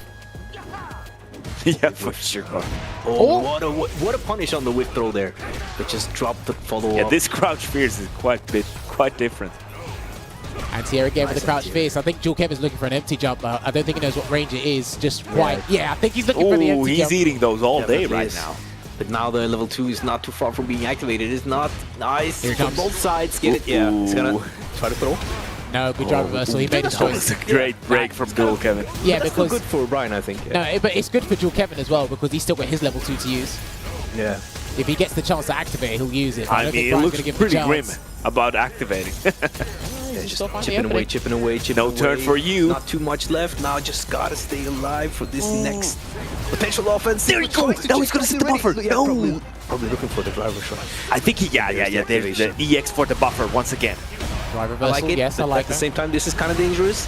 Burnout. Oh, Throw. He's gonna Down and throw. out. He's gonna threaten the stun. He's just gonna threaten the stun. Oh, Nice interruption. What an interruption for Brian. Stays alive. Let's go. he was like, objection. Yeah, Objection definitely. indeed. Wow, that was so brave because that was for the last round. he's in Still, there. they're doing it. I like that. Listen, If they're I in there, may man. interrupt you. I promise you, man, these guys are doing it. And remember, Brian had a really good run in his World Warrior, the one that Jewel Kevin won. They were in the same World Warrior. He had a really good run. Yeah, got eliminated by Shi, the DJ player. Sian. Xian. Yes. Shout outs to him. My man's been silent playing this game, but with the DJ. I like it. Silent play. Nice check there. Not ready for that delay. Yeah, not ready for that delayed drive rush. Nice air You're throw. I think that's the first time he finds the air throw to counter it. Oh, that's the round. Not ready for the overhead though, Brian. That's the round. Yeah, unless he drops this, and that's gonna be kind of hard to do. I think that's the round, guys. Well, anyway, it's Was it the round, though? set point. See what he does here, Jewel Kevin. You see Brian could still bring it around. Oh no, bad start here for Brian. He's going to put him right in the corner here. He's going to have to make a deal with the charge well shot once again. And good block, yes. He can't That's do so anything good, about it. yeah. The late tech trap. There is that level 2. Rotate. Nice tech. You're going to sneak in another one. Oh, and it's a force so get out. hard to block this. That was a good one. That was a good one. Down and out. Amnesia. Finds it. He's not going to double like up. it. Gets the Oh, he setup will shell. double up. Another one. Hey, yo, make it double. Yeah. Make my order double. Why not? He's almost near burnout as well here, but Brian can try and steal as much damage as he possibly can before he put in a tight spot. Sorry, Jammerz. That micro-spacing just needed me to call it out. Oh, wow, what a sweep with punish. All right, listen, his sweep's really good, and the Oki gets off that hard Nice knockdown interruption sweep. on this. Oh, that's it. That's done. Oh, no. Ah, no. Oh, it's checkmate. Mate, it's checkmate. He's going to throw. I want to see. He's going to throw. I want mate. to see. He's going to throw. No way. No way. Say it ain't so. Say it ain't so. That was so good. And, mate, there you have it. One of the most powerful whirlwinds in the world. Hurricane Rashid prevails over all. Make sure you stay at home. The weather reports get a bit crazy at this time of year. But let me see those GGs in the chat because Jewel Kevin Capcom Cup qualified, by the way. Getting the Rashid prepared for the finals. Hopefully you enjoyed the show. It's a pleasure to see that. It was absolutely a pleasure to see that. And it was great to see Brian adapting over time. Slowly but surely got there. Maybe too little, too late, unfortunately for him. But hey, you know what? We got some GGs over there. I definitely wanted to see that go the distance a little bit more. But hey, we are going to take a short break. When we come back, we're going to get the guys in the chat. We talk about the matchup and ask them some further questions regarding Street Fighter 6 as well. That was fun. We'll get to see how much they love each other's level 2s. We'll see you in a couple of minutes. Turbulent Tuesday.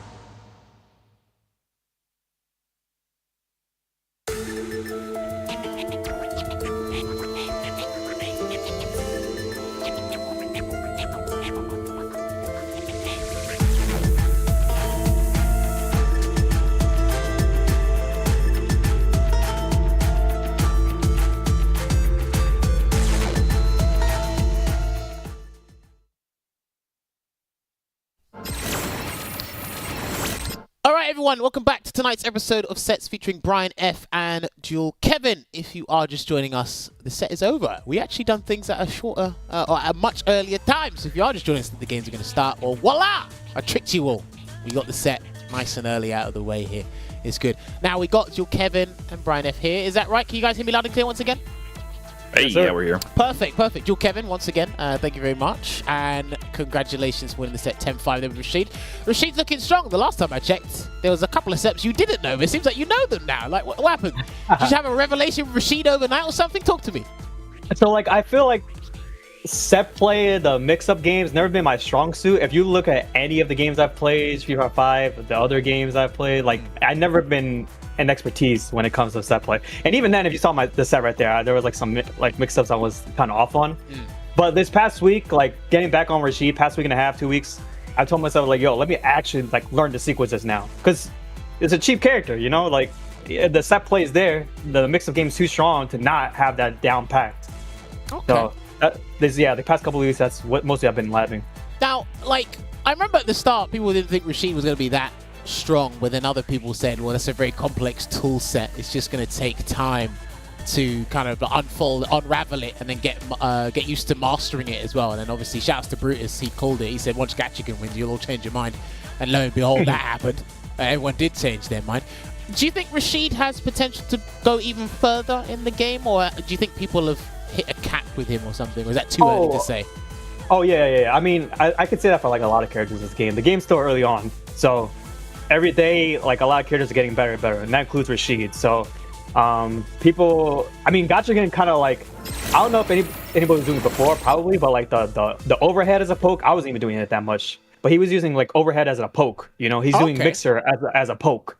On counter hit, you get a combo for both of those, and it moves you forward, right? So sometimes you're just holding down back from a distance, not expecting to get hit high. Then you just randomly get poked by the overhead, and he's plus, you know, or safe on block. Yeah, the meta is always developing. No, of course, and That's obviously really with a system like this, you're just going to find new things like probably every 2 matches or so when you really think about it, how flexible certain things can be. Let me ask you this, because I spoke to Big Bird about this when he was in London a couple of months ago. Do you think this version of Rashid is stronger than SF5's version, or do you think it's the other way around? I think SF5 version is better than this one, but SF6 is more fun. What do you think? If we're talking about, I definitely think that Street Fighter 6 version is definitely more fun. Yes. If we're talking pure strength, do you think SF6 is better than 5 or the other way around? Like, Rashid's best season was probably season 3, and I guess relative to the meta, he might have been better in Street Fighter 5, I think. Okay, interesting. Probably better in Street Fighter 5. I like that. All right, one more question. Go on. Yeah, go ahead. No, I was gonna say like I think like the neutral game is better in Street Fighter 5. Okay. But the set play is better in this game because throw loops. Also because of level 2. Yeah. I mean, level 2 got 5 hits instead of 3 for the longest time. It became 4 at some point in Street Fighter 5. Well, yeah, it came 4. I do say to people as well, I think what really helped Rashid's level 2 in this game, or his V-Trigger 1, as you want to call it that, is the projectile priority system. That's what really helped it. Yeah. Because even if people throw out EX, some people, you might have had this in your matches, you'll get this. You throw it out there, people just throwing projectiles, like, what are you doing? It's like, this doesn't work anymore. Yeah, they try to fight back, but they can't fight back, bro. Not against level 2. So, I mean, let me ask you this, because I do play a bit of Rashid myself. Do you find it like annoying or challenging when people just hold parry against it, or you're like, please, I embrace the parry, let me build some meter by throwing you? Do you have any challenges with that, or? Right now I do. I think there's still some strings I'm not really doing to like kind of like blow it up, or not like blow it up exactly, like punish them for parrying, but like the after you're done parrying, like what's the pressure there? Right. Again, I'm still like learning all the sequences and everything. So once you see them parry, you do the right pressure strings, you can, and they do the regular parry, right? Not perfect. Yeah. You can still pressure them even afterwards. So I'm still finding those kind of sequences that stealing from the other Rashids. You know, looking at all the other Rashid players to see what they develop to. So, well, there's something there. You've got plenty of time to definitely get that ready, and you're on the right track, which is great to see. Yeah. So, how long did it take before you felt like, okay, this character is actually very strong? Was it like immediately as the character was dropped, or did it take some weeks or months before you started like really believing in him?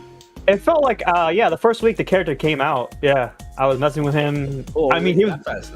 Yeah, I mean, you could see like, Twitter's like bigger than it was before, like the Street Fighter 5 days, right? So Wow. like you see people throw out tech left and right every day, every hour when the character was released, right? So you see so many characters expanding the character strengths and everything. So it develops faster than in previous games when it comes to like meta developing and everything.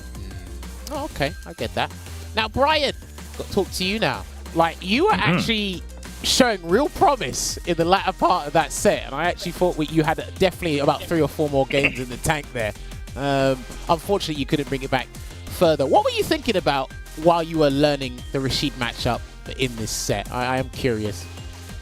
I was thinking, when was my Dayquil going to kick in? I think this is I'm a little sick, so I was a little unhappy with the timing of this illness. I wanted to show up sharp, but also I feel like Street Fighter 6 is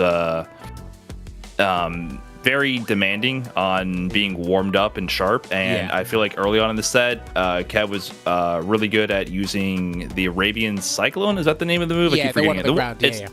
Yeah, the one where he's able to steal turns and get his sequences going. Yeah. I didn't check any of that in the first half of the set whatsoever, so he's able to loop a lot of turns with that, and that's what allows, his level 2. If you look at it from zoomed out, the level 2 is super strong, and you might think, oh, that's like the checkmate scenario, but Rashid still has to get the hit to set it up. Like, JP can punish almost every raw level 2 with Spike or level 3 or something. So he still has to get the hit to get that going, and the way he got the hits a lot of the time was through, like, stealing a turn with that.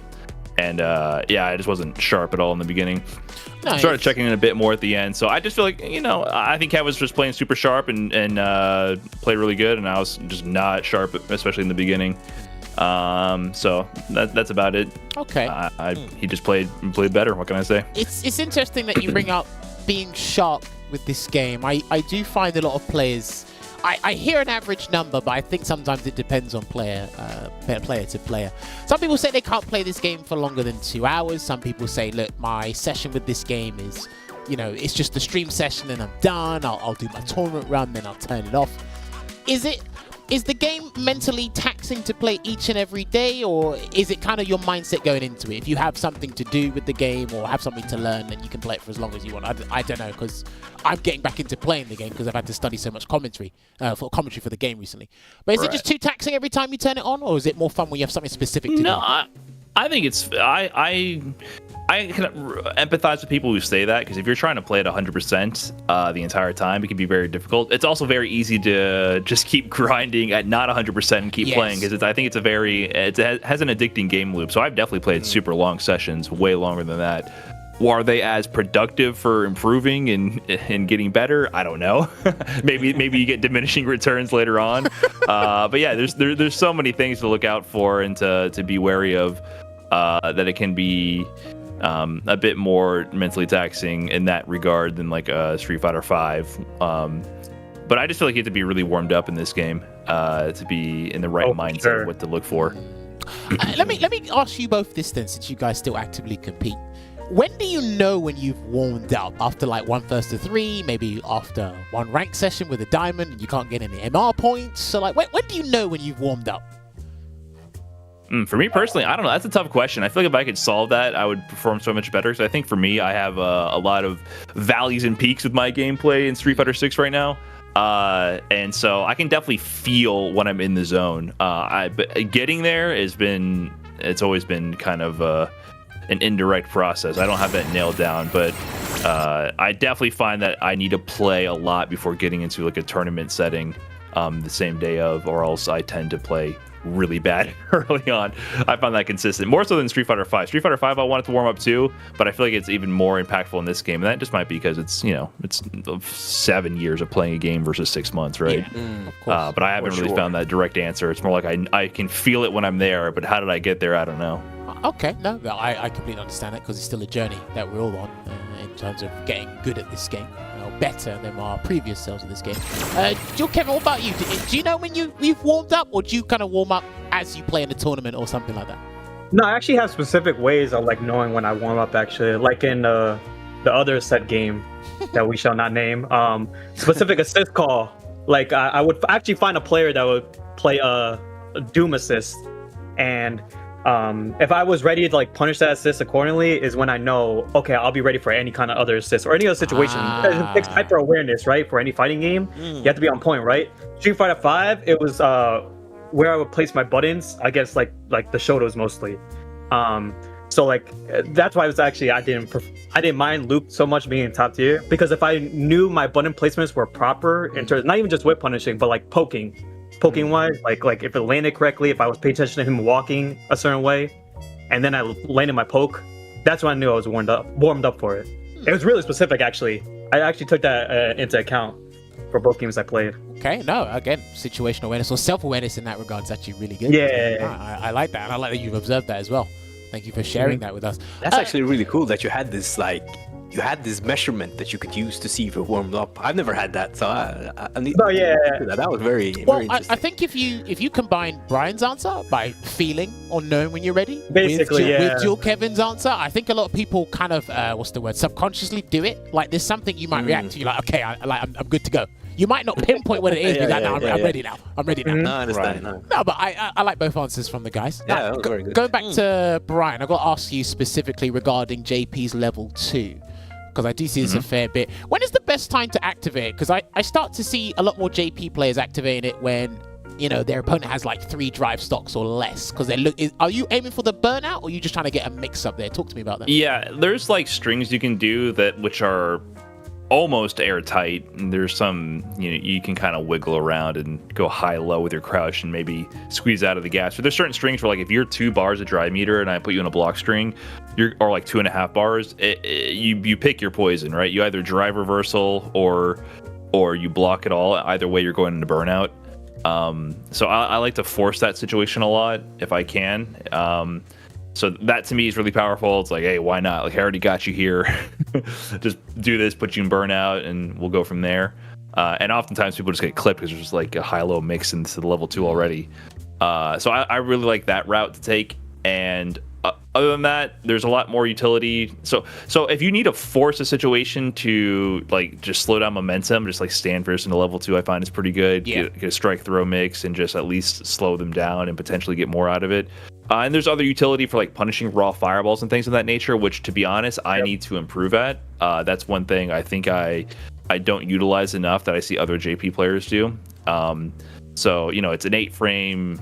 Is it? I think it's 8 recovery. 8 frames in like total or something like that. It's really fast. Yeah, well, 8 frames. I think the projectile's a little longer. JP recovers in 8 frames, and I think the projectile hits a little bit later. So I don't know. I don't off the top of my head. I don't have the exact number, but it's pretty fast. Like, it'll punish fireball recoveries on reaction from full screen essentially, and so I think that's another good use for it. And then I'll of course just damage combo conversions, things of that nature. So it definitely has a lot of utility, and even more so than I have maximized for sure. It's definitely something I'm still improving with. No, I like that answer. It actually leads me to my next question. I think you've partially answered it. I've seen, Broski's dropped off the character. I've seen 1 or 2 other people dropped off him. It's mainly due to boredom. Do you think JP's boring? I don't know if you can give me an objective standpoint from that, but do you think JP can be boring? No, I think JP's very fun. The thing is, I think the final end game of him is the most fun part about him. Okay. And the problem is, I think against like 90% of the player population, you can play such a super basic game plan and it'll just crumble and fall apart. But I think he still has a lot of room for hyper optimization and situational pickups and conversions, which is what I really like, and that's what attracted me to other characters like Oro. If you get the burnout mix up with the set play, with the portals and the level 2 and the high-low fuzzies, it starts to get real gnarly, and that to me is the most fun part about him. You're just not always going to get into those situations. They're rather rare, even though that was like all the Twitter highlights in the first month, right? But they're actually kind of rare to get in that situation. So I do think he's very fun. I can understand why some people would get bored of him, or especially bored of fighting him. But I think he's very fun. But I also understand why Broski went to Aki. I was playing Aki myself and having a lot of fun, but then I had to go travel, and I was busy in tournaments, so the schedule didn't really work out for me to go all in on Aki. But there's definitely other fun characters in this game that have some set play. Aki's one of those characters, so definitely they both kind of scratch that itch, I think. No, I like that. There's real investment characters. Now it leads on to my next question, and I want to ask this to the both of you. I hear this with players here and there, but I want to hear it from you too. We'll get Brian's opinion on this first. When you play fighting games, do you prioritize fun over winning or winning over fun? I think the process to win is the fun part, right?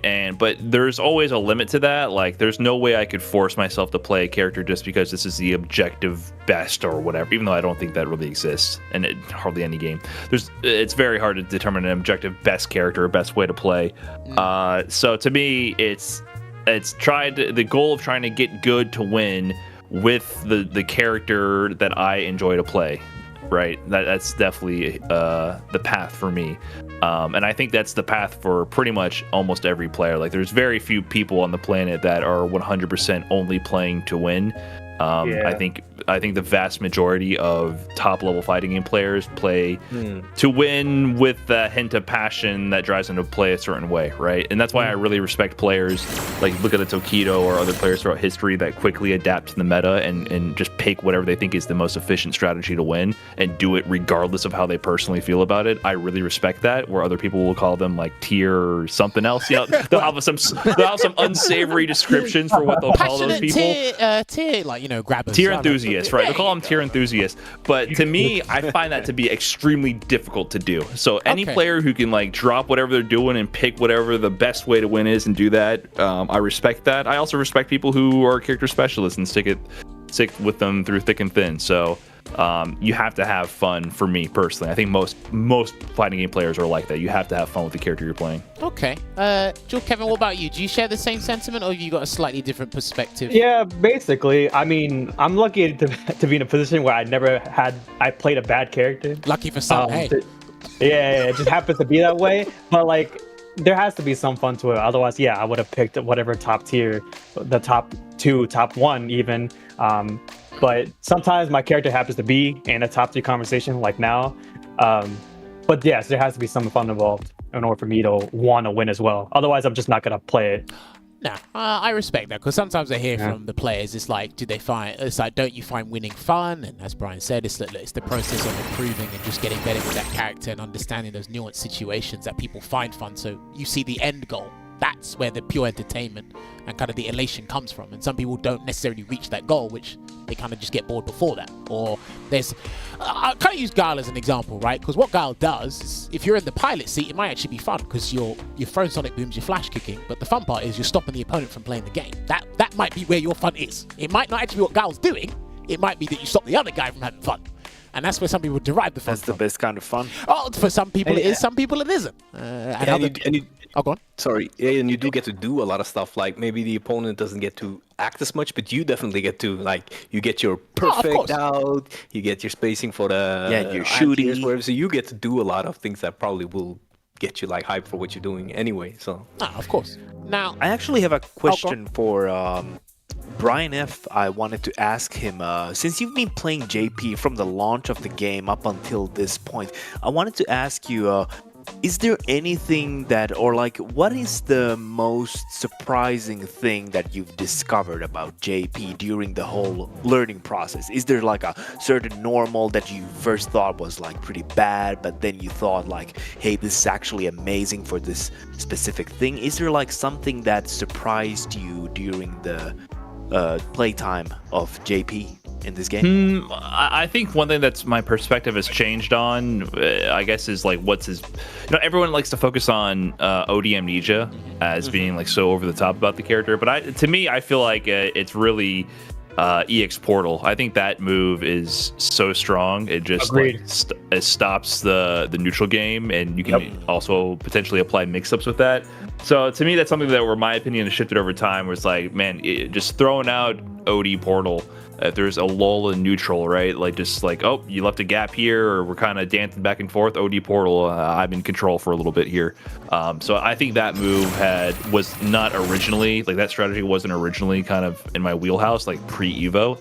And then since then, I've come to realize how strong it is. Just throw that out and jail people potentially. Sometimes they get caught in the vortex. They get sandwiched between the two portals, and then you just randomly teleport, and they might get crossed up. So Yeah, so that was to me the biggest shift in perspective. I guess the day one though surprise was I picked JP day one and did my placement matches, and I had no idea what I was doing in 110-0. That was the other surprise.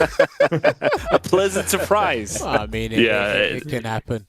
I think a lot of people's opinions on JP are fueled by that day one experience of the barrage of projectiles, and nobody knows what's going on, and JP's just chucking things. Well, So I mean, that was a big surprise. I feel really sorry for anyone who hates the color purple, because you're getting that in abundance when you go up against him. It's interesting how that is, because again the perspective of things change over time, and I think with JP, I know people still like lament about OD amnesia, but JP actually is very good at stopping people from actively moving in a game that encourages you to be aggressive. So it's like you just get that split second of just hold the brakes just for a second so we can look at what everyone's doing on the screen. I think JP's very excellent at doing that. And on OD amnesia, I just want to say I think that move is really cool in that it requires a completely different set of counterplay from every other reversal that's ever been in the game. Okay. I do think it's over the top with the reward and everything, and probably should go away if you hit JP. But I like the idea of like this reversal where it still gives you a chance to fight back, right? You can do meaty jab and then potentially mix them up after, but then there's like the ticking time bomb on top of you to force a decision. I think there's an interesting dynamic where it's like there's still mind games after the reversal is activated. But yeah, obviously the reward is a bit too absurd on certain activations. But I think that move's kind of cool. I don't know. I feel like if they toned down the reward, people would appreciate it a bit more. Yeah. It's a DP that you get to fight back after, except it does too much damage on hit. So I think that, I don't know. Overall, I feel like it's an interesting move. I like situations that allow the players to interact a bit more in that way. So I hope they get creative more in the future as well with other reversal options or moves like that. I think they had a clever idea with amnesia. Fingers. It's fun to watch. Well, yeah, when it's us. We're not on when you're on the receiving end. I mean, I absolutely. don't know, man, with the way the right. When you go for the throw, amnesia pops. It's not very fun to watch yourself die. It's like, oh brother, here we go. Well, I mean, OD amnesia is a legit counter to throw loops, and people want throw loops gone. So I don't know. Well, as soon as we get a better idea of the direction of this game is going to be interesting. But no, I want to shift back to Dual Kevin real quick because we do have a limited time to ask you guys some questions. So, Dual Kevin, you qualified for the Cup now, and there's been a lot of talk about people entering things they shouldn't when they've qualified for the Cup. So my question to you is first, just because I've got a memory of a goldfish. US Midwest has not had an online premiere yet. Is that correct? Right. It's in January. Okay. Right. Now, my next question to you is, are you planning to enter that for practice, to earn some money, or are you just going to sit back and enjoy the Spark show?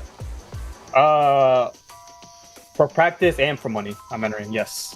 Okay. Now, my question will be to you is, do you think people who are qualified for the Cup should not enter the other way to qualify for the Cup? Do you think they should just sit back and watch and let someone else qualify, or? I disagree with that right now. Like, due to the incentive of money being there, then I think anybody should be able to enter. But back then, it used to not be like that. If for those who don't know, just play Street Fighter 6. Street Fighter 5 definitely had that in 2020, I believe, where qualified players can enter and there was no money involved. So they just entered just for the fun of it or whatever, right? That I think yes, if you're qualified, you should not be allowed to enter. But ever since they added the pod to it, then yeah, anybody should enter at that point. And even during that time where people kind of like would talk trash about the players for entering, but that's never been the player's fault. It's just, well, if that's how the rule is. You can never deny, sorry to cut you off there, you can never deny a player to enter a tournament. I've always stood by that, I think right? So. If there's something for you, again, for players, it's their job, and again, it's because if you don't let one person play for whatever reason, then you got to do it against everybody else. But because, like you said, there's a monetary incentive, you should be allowed. Obviously, the spot's going to be handed down to someone else, and the second place guy might not feel like it, but I can never say, right, unless there's a specific reason why I banned you from this event, I am not allowing you to enter this tournament. You should feel free to enter it. That's my opinion on the situation here. And I feel you share the same sentiment in that regard as well. Because you could really argue like when the incentive of like money wasn't there, right? Like you could really argue like, oh yeah, I'm going for practice, I'm going just for fun, I'm going to stream for content, so it's like the incentive could really be anything at that point if the money wasn't involved. So people shouldn't like really like bag on anybody who's who's trying to compete and enter it if the rule doesn't stay otherwise, you know. So, but right now, yeah, I'm going to enter for sure, and it's mostly for the practice and money. Yeah. Okay, fair. Brian, what about you? What's your opinion on this whole, people who have already qualified entering? As long as there's sufficient incentive to ensure that players do not collude or throw matches, then absolutely enter. Right?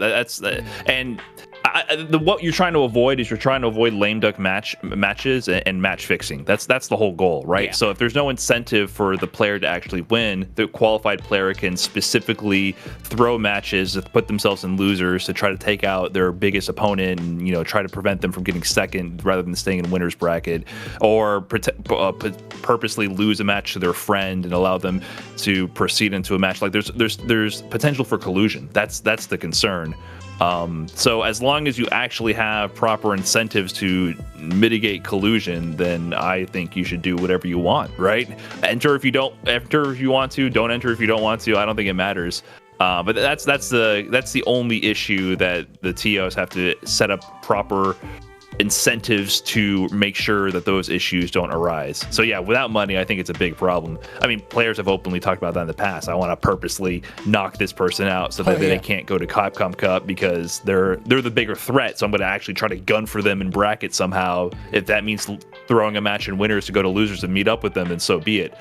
So that I think is whack. But it's up to the rule set to discourage that. So I don't think any player should ever be faulted for whatever choice they make. I think it's 100% the responsibility of the Capcom Pro Tour and their rule set and the TOs, and the players should never be held responsible for the results of those rules. And I think if community members do hold them responsible, I think that's kind of lame. The goal is to win. You exploit the rules to the best of your ability. You exploit the game engine, you exploit the character, whatever it is. Do whatever it takes to win in the framework that we're presented. So if there's a problem with the rules, fix the rules. That's always my opinion. Do you know what? Sometimes I don't know about you, Brian, or you, Kevin. There's sometimes I feel with certain things that have happened with Street Fighter 6 right now, I do feel some people are getting angry at the wrong people, and they're venting at people they can publicly see or hear, and it's like even like giving praise. Like at the wrong times, like Mena said he didn't want to enter, right? Because he's friends with Do and Punk. And it's cool. Like, I actually respect the fact that that's the reason why Mena doesn't want to enter his CPT East. But people are like, yeah, like he's playing it right. Nobody should be entering. So it's good on Mena for doing that. Like, bro, don't be praising this one for that. It's cool that Mena's not doing it for these kind of reasons, but no, that's not. I don't think that's the right. It's cool to do what feels right for you. There's 2,500 reasons to enter. Yeah.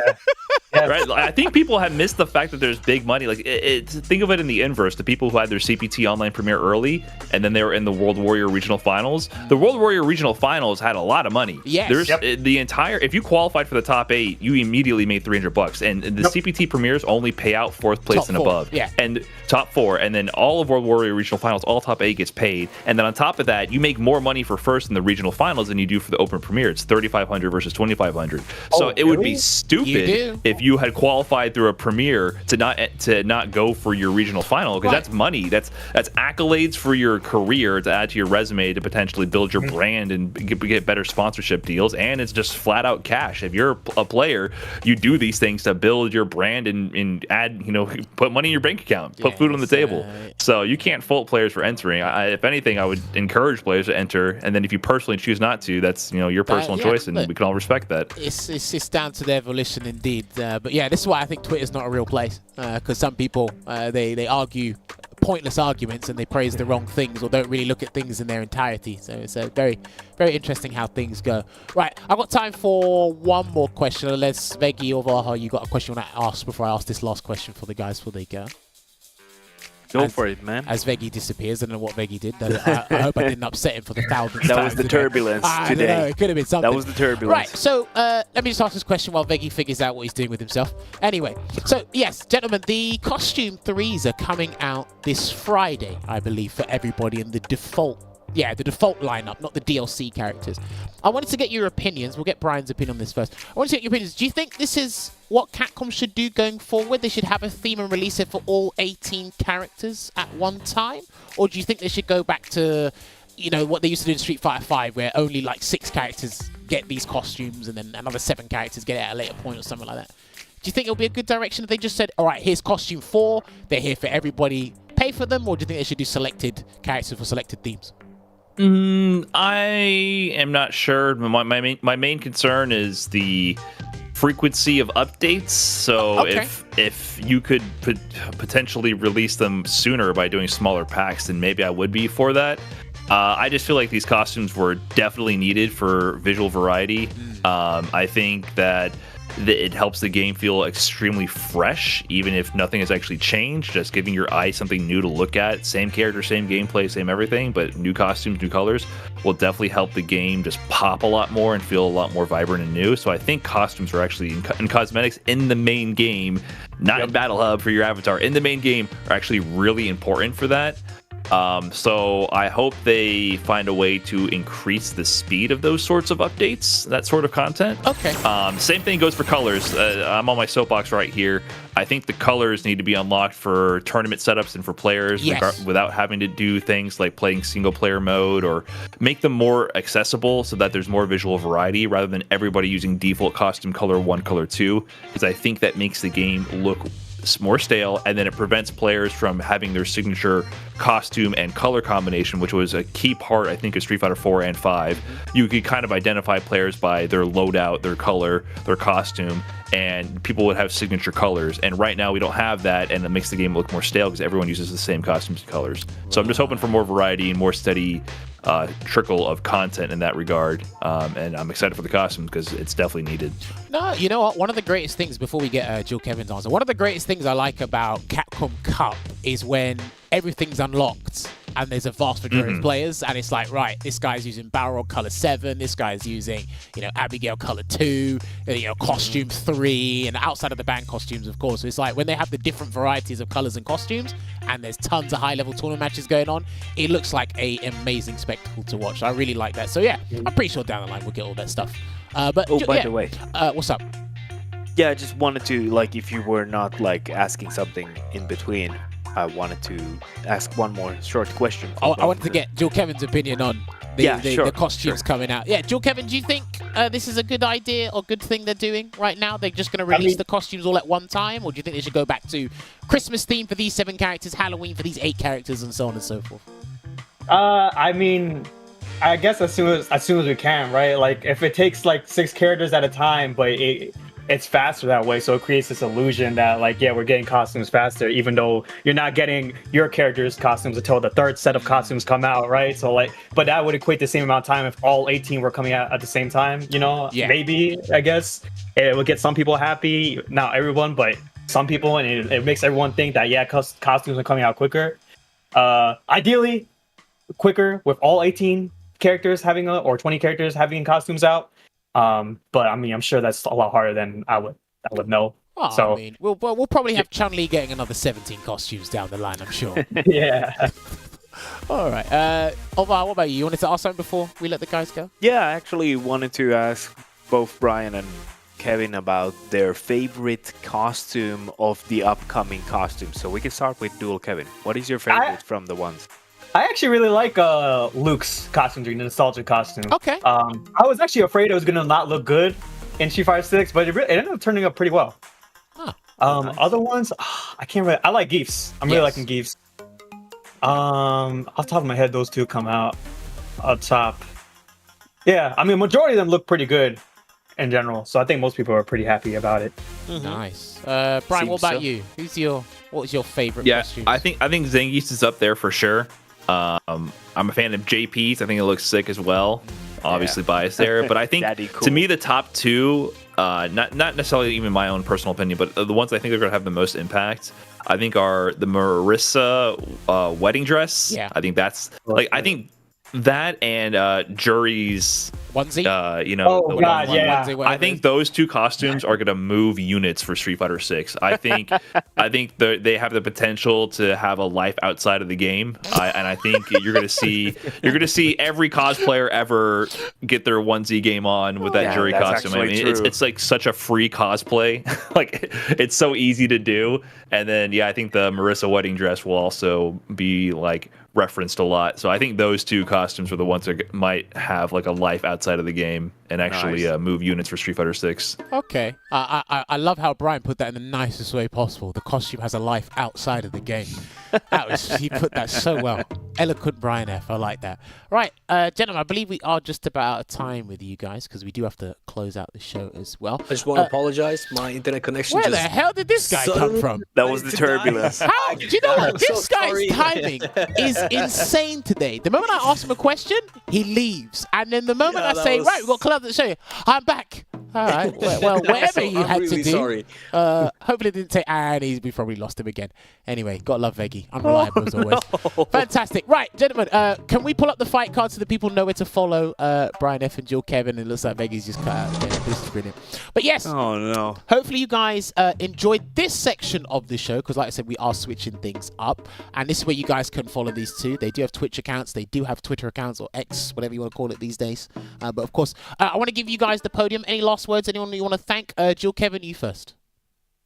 No, shout out to all the Rashid players. I've been stealing tech like crazy the past 2 weeks. So that's really all I have to shout out, really. It was a fun time. Respect. Appreciate y'all having me. Nah, much appreciated. And then Brian, I don't think I personally congratulated you on when you got over 100,000 subs on YouTube. So well done in that regard. I think, have you got like 130 now? I can't remember what. Something like that, yeah. There's been a lot of people tuning in. So shout out to everyone who's been supporting on the YouTube channel, Twitch channel, all that. Appreciate you guys for watching. And just shout out to everyone enjoying fighting games and Street Fighter 6 and supporting the community, and Capcom for keeping this competitive scene going like this with the Capcom Pro Tour. It's always a lot of fun to compete, talk about, speculate. So shout out to Capcom for that, and for you guys for bringing me on the show again. It's always a good time. So thank you very much. I'm actually looking forward to your. I hope there's a No Neutral episode coming this week regarding CPT Japan. I think it's Japan this week. I might not be involved in that one because my voice just came back today. Oh, okay. No, So- I get that. I use my voice all the time for this stuff, so I get that. Yeah, this week was all off. All over the place, mate. But no, hopefully you're on a speedy recovery. You're getting better. You're on the mend anyway. So at least hopefully you've gone through the worst of it. But yes, ladies and gentlemen, make sure you follow these two lovely gentlemen. Jill Kevin will be in the cup. Maybe Brian F will join him as well. Then he'll send you a video of how he accidentally qualified for the cup again. Good luck on that. That's the plan. Who knows? It is a thing there. But yes, gentlemen, when you are ready, you can leave the Discord call, and I'll drop you guys a message. Thank you guys once again. Because we do have to close out the show here. But no, always a pleasure speaking to you both. And I'll speak to you guys again soon. Thank you, you guys. All right, thanks, guys. All right. Look at this guy. Well, look at that. You're glad you decided to drop on by and join us. Is he there? Is he gone? I don't know. He looks like I don't know what's going on. We can see him. I don't think he can see us. Anyway, we'll pretend. There he is. Oh, there he is. Hello. No, I've gone years without having any issues with my internet connection. So then it just happens twice in a row. I mean, I really hope it doesn't happen again. For what do I owe the pleasure, Veggey? I mean, I glad you decided to pop in. Work all I could just to get right back into it. That was the turbulent Tuesday. Well, that was a turbulent Tuesday. There was Steam maintenance. There was Veggey's internet maintenance, maybe. Look, it does happen. Is linked to Steam by any what chance? did you ask me when I disconnected, Jammers? I asked if you wanted to ask any other question before I asked my final question. It's all over, Veggey. You kind of you released all of your unnecessary hatred on me, and you just left. Like a guy who's done with work, so I'm done with this job. I'm leaving. And I was like, okay. I wasn't going to give you your severance pay anyway. Like, so just relay for me. How long did it take until you realized that I was this? Anything after 4 p.m. becomes tomorrow's problem. Well, was it like a long wait? Or no, it was just a matter of like 3 to 4 minutes. I'm really sorry, but it's kind of out of my control, and You'll never be forgiven. So you'll never be forgiven. We're gonna drop you a little surprise here. We done it last week, and the Capcom community manager wants to drop it in this week, so we're gonna show you guys something real quick. It looks like we've found out. We found 2 guys in this lobby. I don't know what costume the community manager's wearing. I don't know what he gets up to in his spare time, but looks like someone's looking forward to the jury onesie anyway. Now, I think I saw we're having an avatar fight, and oh wow, we got sold a dream. Well, oh, there's another turbulent connection error here. Damn, what kind of airline is this? This airline is terrible. Dude, these wins are just too much right now. What's going on? They tell you the itinerary and the flight and the yeah, this is... Oh, wow. Damn, I almost swore I was about to get in so much trouble for saying what There's this some actually bumps was, on this but ride anyway. for sure.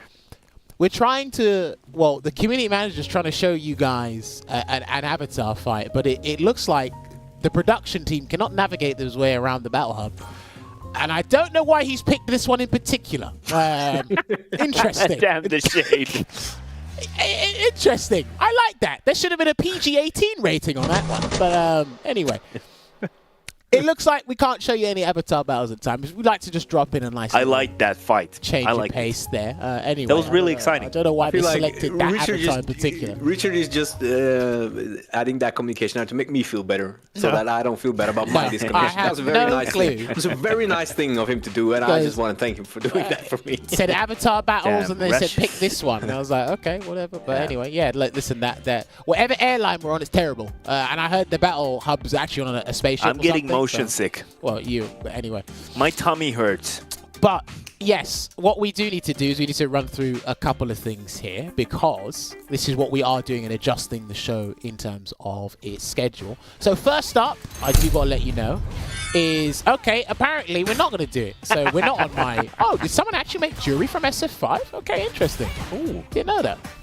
Oh, yeah, that's true. Did somebody make Chun-Li in 2045 or something?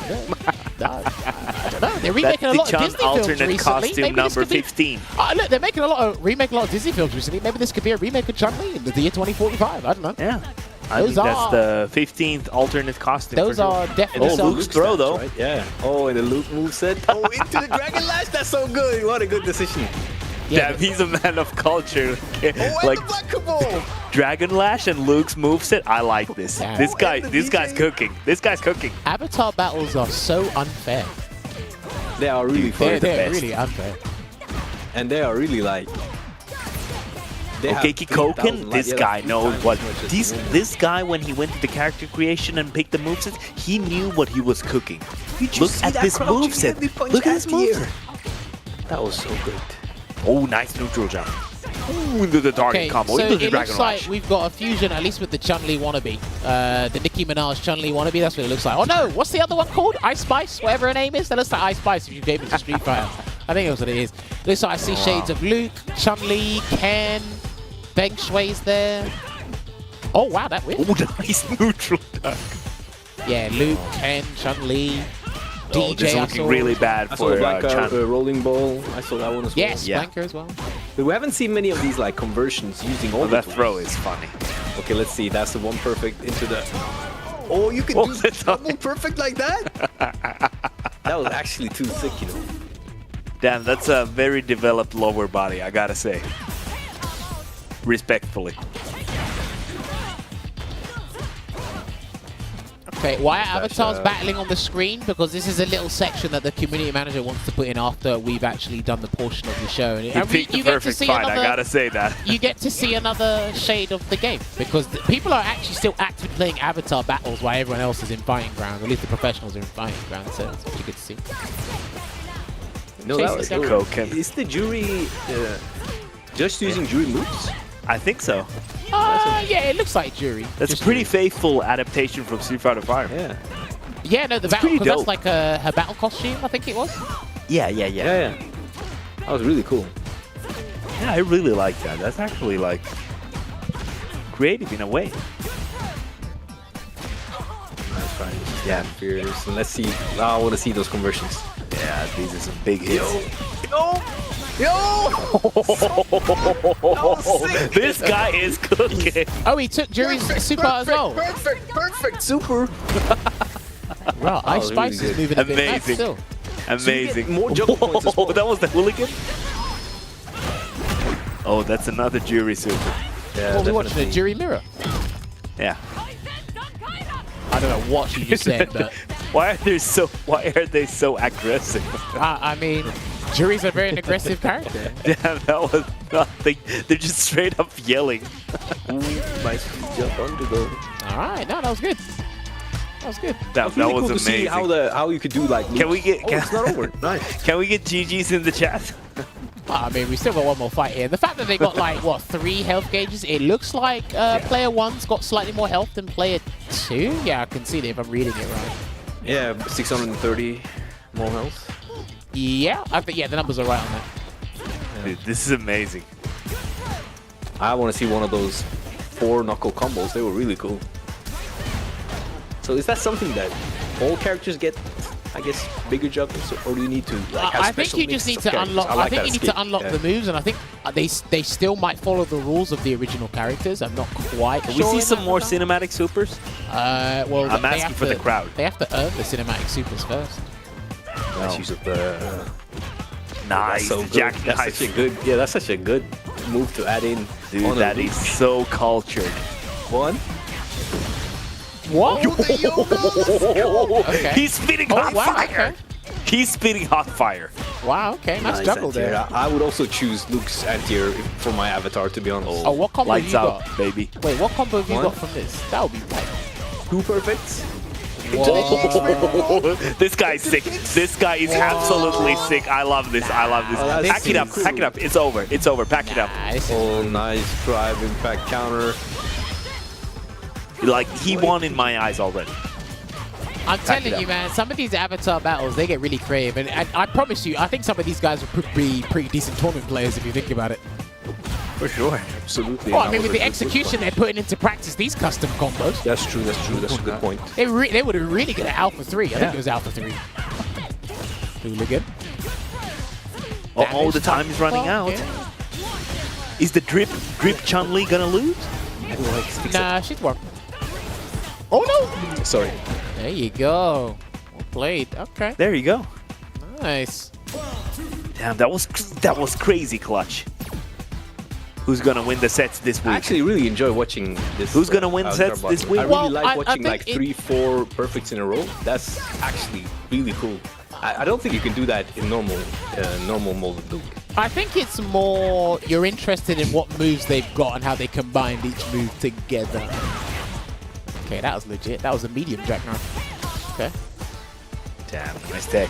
I don't like Ice Spice with Luke's crouching position. That's very worrying. Very worrying. Wall splat? Are you implying something? I don't know what you're implying. Nice to punish. Oh, the Just saying. recovery though on the EX fire. That looked faster than the recovery. Or maybe actually the recovery on the EX fire was really good for Oh Chun. man. Dragon Oh, Lash nice. as well. Lash with a side Dude, the switch. side switch into the empty mix-up? Yo, But this guy is... she done that off of Luke's target combo into Dragon Lash. What a fair game. Pressure. Oh, Nice with punish punish. I really. Well, you know what I think is cool is how they kind of develop these long combos by mixing some of these moves together. Yeah, Okay, no, I'm of asking course. for the crowd. That's Can the we whole get a point. level That's the whole 3? point of a custom combo. You not remember Rose's V-Trigger too? Yeah. Oh, that was fun. Yeah, I remember that. Okay, there's gonna be a level 3. Let's get it. We could see Dowser's level 2 again. Who knows? Yeah, that was Yeah, spitting we hot used level fire. 1. Spitting hot fire.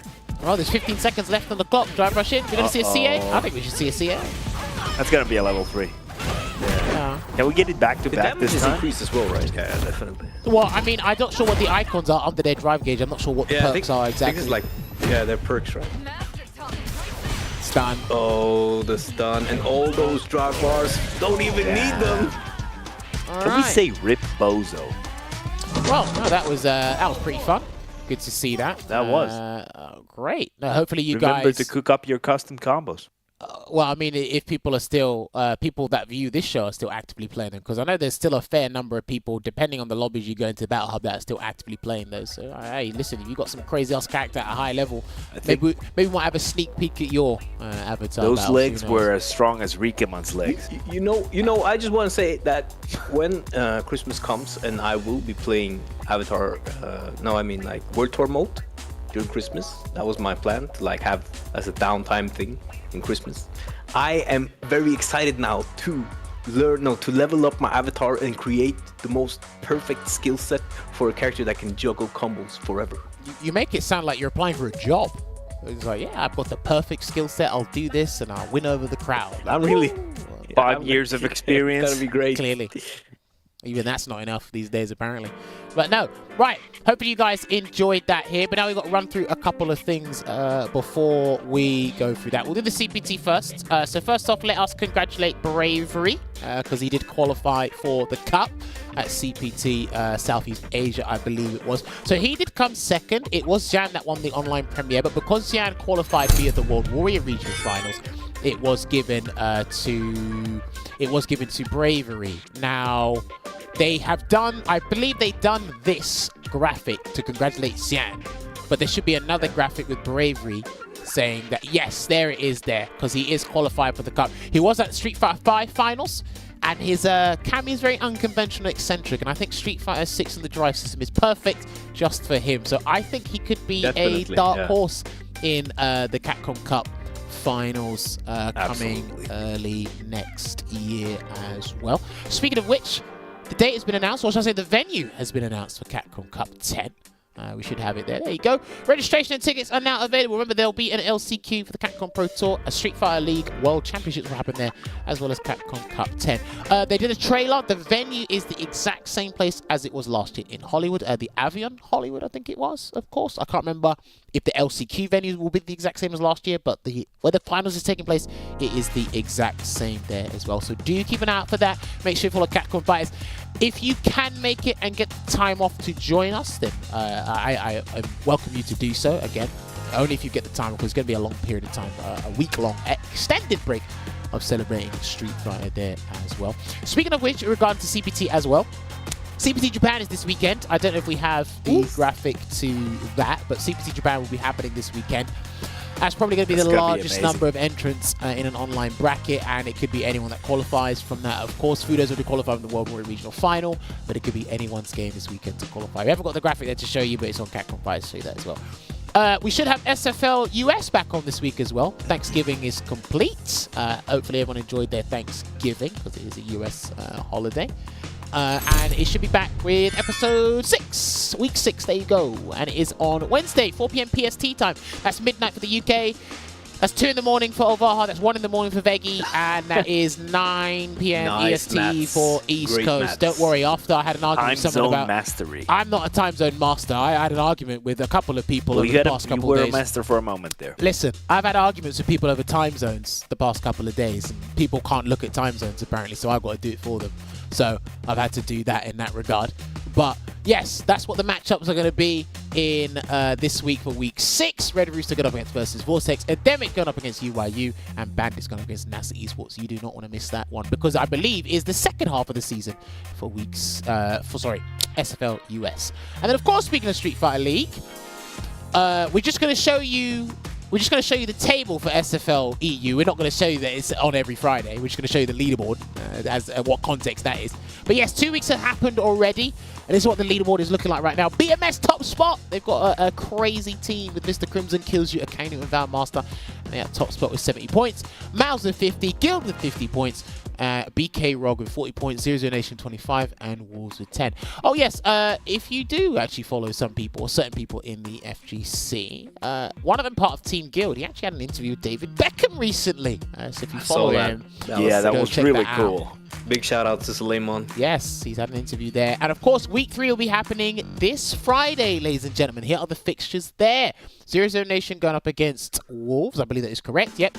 Mouse going up against BMS, and Guild going up against BK Rog. And of course, SFL EU is happening every Friday from 7 PM UK time. That's when the stream goes live. The matches will show itself goes live from quarter past the hour. That's what I should say there as well. I love it because I get to watch back and then obviously make the assessment on how we did and how you guys did. And I promise you, some people in those YouTube comments are brutal. They are very, very interesting. And again, it just happens in general when you do this kind of thing. It's always people brutal towards commentary or players. Oh, they're brutal. They've been brutal towards you this past episode. I had someone goes tough love. Someone goes, Jammerz is annoying. I said, okay, tell me something I don't know. And then he said, the guy said, oh, I don't like his overbearing opinion because it was regarding me disagreeing with someone picking a character when I know they could do better. And I'm like, okay, you're just annoyed that I disagree instead of just saying yes to everyone. That's basically what it sounded Take that, like to me. Jammerz. However, feedback is feedback, and it's valuable in all regards. And there's truth in everything someone says, no matter how they phrase it. It could be 5% truth, it could be the whole truth. But You want to know my favorite comment I ever read about myself on the YouTube comment? okay, go. Are you ready? No, but It go was on. like it was on the Street Fighter League US Punk match with I played Zangief against Punk. Yeah. And this one dude said, "Man, Veggey's like the Dan of Street Fighter League." Okay, that's kind of sick. That was so sick. Okay, that guy That was so cooking. funny. Yeah, that was so That's funny. crazy. I mean, Dude, you got smoked. I think you need to not take No, comments no, like no. personally, You because you know take- who's commentating don't always necessarily understand what they're commentating on. They just have an No, do opinion you know and what? just throwing do it you know out. what's funny about YouTube But that comments? guy was is smoked you. they don't expect you to answer back, so they don't Yeah. they don't believe in what they say. When you answer back, they don't believe what they say. Sometimes they delete. Oh yeah, sometimes they you don't. mean they'll back out of it? Yeah, they back out. It after- was just a comment. It was just a comment. You're entitled to comment just as much as I am. But yes, do not forget as well, this Friday, costumes are releasing. Costume 3! Get your wallets ready. Get your wallets ready. Hopefully it's not too expensive for everyone. But yes, they are coming. Geef. You get Geef, you get Blanket-chan. He returns in full force. You get... don't say stylish Ken. Don't you dare say that. Lily's one actually is surprisingly good. Is so cool. The Cammy costume is too good. Oh, the jacket is. I This think, one is too good too. This one is so cool. This one is cool. JP, the cool daddy. I think, they're all I think Lily's Jump one Lee. is surprisingly good in game. I wasn't expected to. Ryu look is that pretty good. cool. Do you know the lore for Ryu's costume? Do you know the lore for the Ryu costume? Master. You seem to be dying to tell us about Ryu's costume. I'm actually dying to tell that. That is actually a jacket that Chun-Li gave to Ryu because she was embarrassed that Ryu was going around the downtown with his gi on, and he didn't have casual clothes on. So that jacket is a gift from Chun-Li. Okay. I think that's pretty cool. Oh, is that why Chun-Li's not wearing a jacket on her costume? That was the jacket for I her don't know costume. about that. I thought you knew the law. You were dying to tell me. And it seems that you've got some missing holes. I in there, mean, man. I know some of the lore. Oh, now you change it. You move the goalpost now. Okay. I Wow. don't know. What you do? It's kind of toxic. What you do? Anyway, we got one more thing to show you. Yes, ladies and gentlemen. So, of course, World Warriors have been basically closing out with their regional finals. So a lot of people are qualifying this month. However, UK and Ireland had to do a slight readjustment with their, or rescheduling with their dates. So we're having UK and Ireland number 5 tomorrow, or today because I'm in the UK time, but we will be having it later on today, Wednesday the 29th of November. So if you are a player still watching, hopefully they have signed up, hopefully the guys are in the Discord here, because it's the 5th and final ranking event before we sort out the regional final for this region, because this will be happening, I believe, hopefully if I get this right, the regional final for World Warriors should be happening before the online premiere for the UK, but we need to get the ranking and the final 8 finalists out of the way first. So hopefully you can join us on twitch.tv/reversalgg. Shouts to those guys. They put in a ton of work over the weekend at UFA. I don't know if you guys noticed us wearing the hoodie throughout the show today, but we'll be watching we'll watch UK and Ireland bracket reset number 5, so hopefully you guys can tune in on that channel there. You'll hear the announcement. You don't want to miss the UK vibes anyway, because they have some of the most charismatic people in the scene as well, so do keep an eye out for that. But yes, other than that, I believe we're done here for today. Slight readjustment of things. We may go forward with this. We may experiment with this. But this is what we're trying to do. We're trying to make sure we come back on the airways on a regular basis. We're not going to have any more Rashid turbulence. I hope not. We'll try and sort that out. We'll try and get a different airline. But yes, Mix up. we are in the midst of planning our next episode for next week. We'll be back on Monday. We should be back on Monday next week. So do keep an eye out for that. So hopefully you can join us as always. Make sure you follow Capcom on the social media outlets, Twitch, the YouTube, the Facebook, the X, whatever it is. Make sure you follow them there as well. Keep on playing Street Fighter, keep getting better, and yeah, hopefully we'll see you guys for another episode soon. So till then, take care, and we'll see you next time.